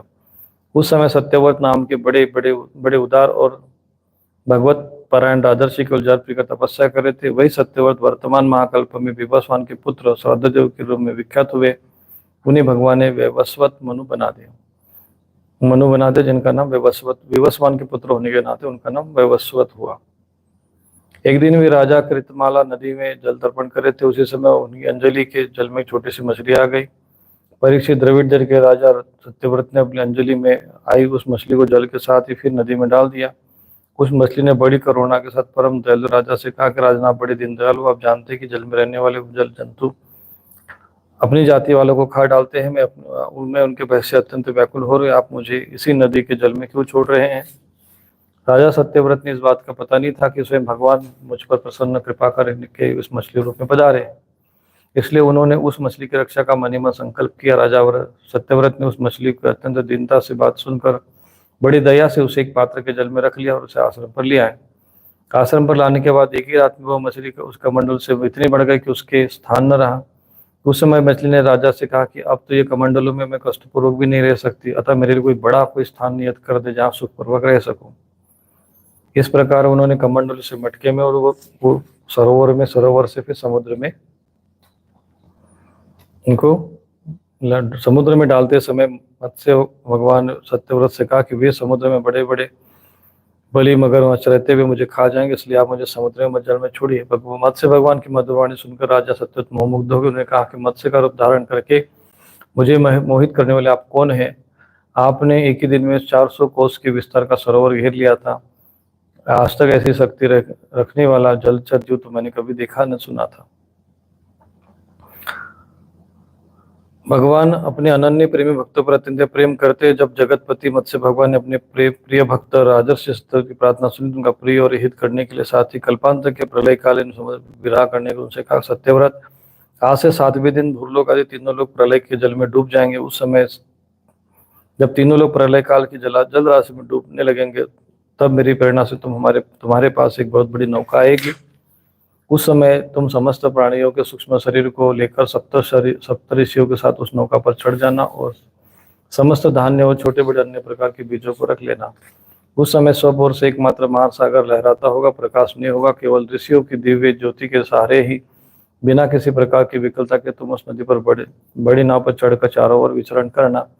जब प्रचंड आंधी चलने के कारण नाव डगमगाने लगेगी, तब मैं इसी रूप में वहां आऊंगा और तुम लोग वासुकी के नाग के द्वारा उस नाव को मेरे सिंह से बांध देना। सत्यव्रत, इसके बाद जब तक ब्रह्मा जी की रात्रि रहेगी, तब तक मैं ऋषियों के साथ तुम्हें उस नाव में बैठा कर खींचता हुआ समुद्र में विचरण करूंगा। उस समय तब तुम प्रश्न करोगे, तब मैं उपदेश दूंगा। मेरी अनुग्रह से मेरी वास्तविक महिमा, जिसका नाम परब्रह्म है, तुम्हारे हृदय में प्रकट हो जाएगी और तुम ठीक ठीक जान पाओगे। भगवान राजा सत्यव्रत को यही आदेश देकर अंतर्ध्यान हो गए। भगवान का बताया वो समय आ पहुंचा। राजा ने देखा कि समुद्र अपनी मर्यादा छोड़कर बढ़ रहा है। प्रलय काल की भयंकर मेघ वर्षा करने लगी। देखते ही देखते सारी पृथ्वी डूबने लग गई। तब राजा ने भगवान की आज्ञा का स्मरण करते हुए देखा कि नाव आ गई है। तब वे धान्य और बीजों को लेकर सप्तऋषियों के साथ उसमें सवार हो गए। सप्तऋषियों ने बड़े प्रेम से राजा सत्यव्रत से कहा कि राजन, तुम भगवान का ध्यान करो, वे ही तुम्हें संकट से बचाएंगे और हमारा कल्याण करेंगे। और वहां पर उसने भगवान की स्तुति की। परीक्षित, जब राजा सत्यव्रत ने इस प्रकार प्रार्थना की, तब मत्स्य पे भगवान पुरुषोत्तम ने प्रलय काल में समुद्र में विहार करते हुए उन्हें आत्म तत्व का उपदेश दिया। भगवान ने राजर्षि सत्यव्रत को अपने स्वरूप के संपूर्ण रहस्य का वर्णन करते हुए ज्ञान, भक्ति और कर्मयुग से परिपूर्ण दिव्य पुराण का उपदेश किया, जिसको मत्स्य पुराण कहते हैं। सत्यव्रत ने ऋषियों के साथ नाव में बैठे हुए ही संदेह रहित होकर भगवान के द्वारा उपदिष्ट सनातन ब्रह्म स्वरूप आत्म तत्व का श्रवण किया। इसके बाद जब पिछले प्रलय का अंत हो गया और ब्रह्मा जी की नींद टूटी, तब भगवान ने हयग्रीव असुर को मारकर उसे वेद छीन लिया और ब्रह्मा जी को दे दिए।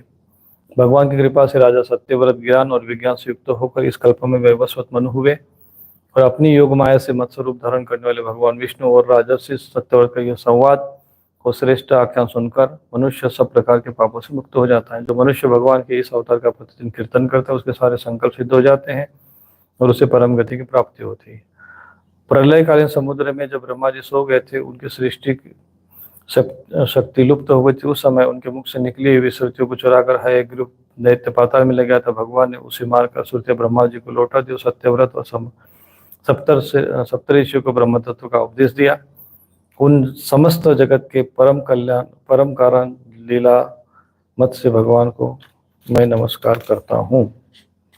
इति श्रीमद्भागवते महापुराणे वैयासिकायां अष्टादशसहस्रं पारमहंस संहितायां अष्टम स्कंदे मत्स्यावतार चरित्रं नाम चतुर्विंशोऽध्यायः। तो ये आपके 8 स्कंद पूरे हो गए।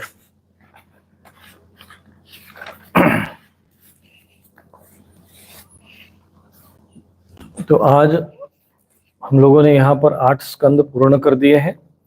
तो इसमें वैसे भी भगवान के विभिन्न प्रकार के लीला अवतारों का वर्णन है, परंतु मुख्य रूप से इसमें जो भगवान के जो ज्ञान का उपदेश है उसको धारण करते हुए हमें फिर आगामी जो 4 स्कंद है उसको भी हम आगे श्रवण करते रहेंगे। तब तक के लिए नारायण नारायण नारायण।